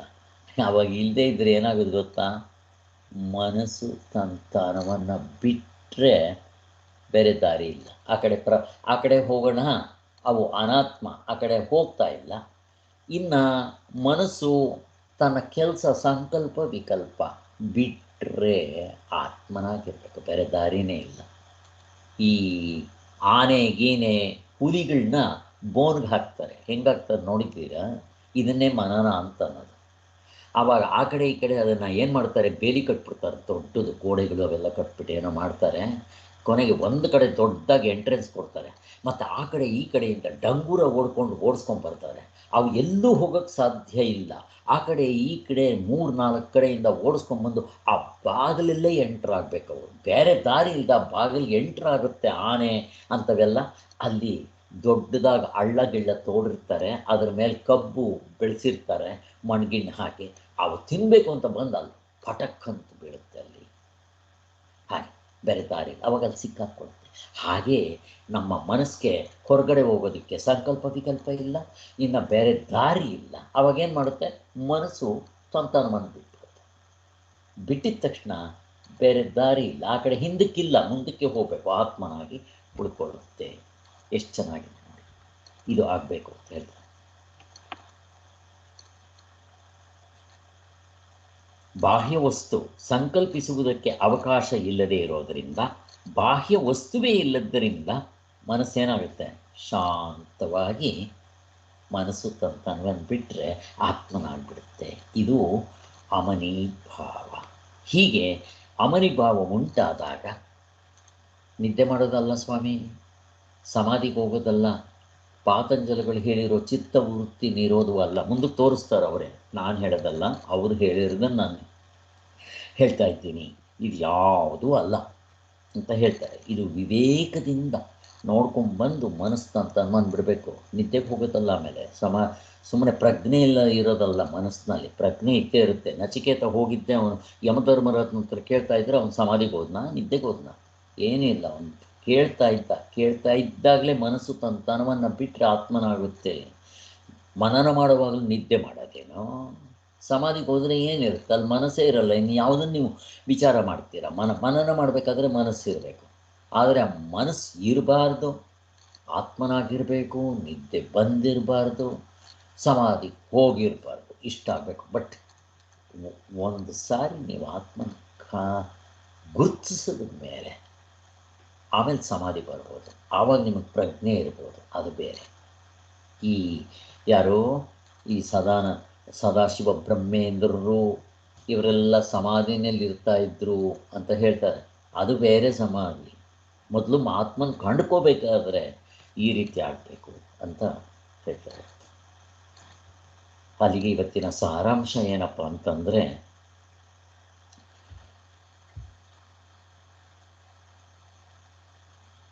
31, 32ನೇ ಮಂತ್ರದಲ್ಲಿ ಈ ಪ್ರಪಂಚ ನಮಗೆ ಸತ್ಯವಾಗಿ ತೋರೋದಕ್ಕೆ ಕಾರಣ ಏನಪ್ಪ ಅಂತಂದರೆ ಮನಸ್ಸು.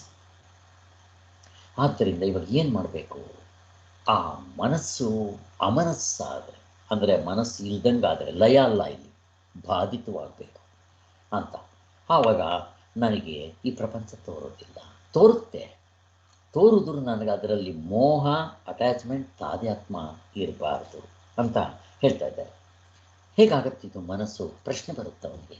ಅಲ್ಲ ಸ್ವಾಮಿ, ಮನಸ್ಸನ್ನು ಇಲ್ದಂಗೆ ಮಾಡ್ಕೊಳ್ಳೋದು ಹೇಗೆ? ನಿದ್ದೆ ಮಾಡಬಾರ್ದು ಅಂತೀರ, ಸಮಾಧಿಗೆ ಹೋಗಬಾರ್ದು ಅಂತೀರ, ಪಾತಂಜಲಿಗಳು ತರೋದು ಅಲ್ಲ ಅಂತೀರ, ಮತ್ತು ಹೇಗೆ ಮಾಡ್ಕೋಬೇಕು ಅಂದರೆ, ಶಾಸ್ತ್ರಾಚಾರ್ಯರಿಂದ ಸಂಸ್ಕಾರ ಹೊಂದಿದ ಮನಸ್ಸು ಮತ್ತು ವಿವೇಕದಿಂದ ನಿತ್ಯ ಅನಿತ್ಯ ವಸ್ತುಗಳ ವಿವೇಕ, ವೈರಾಗ್ಯ, ಅಭ್ಯಾಸ, ಇವುಗಳಿಂದ ನಾವು ವಿಚಾರ ಮಾಡಿದಾಗ ನಿಮಗೆ ಮನಸ್ಸಿಗೆ ಕೆಲಸ ಇಲ್ಲ.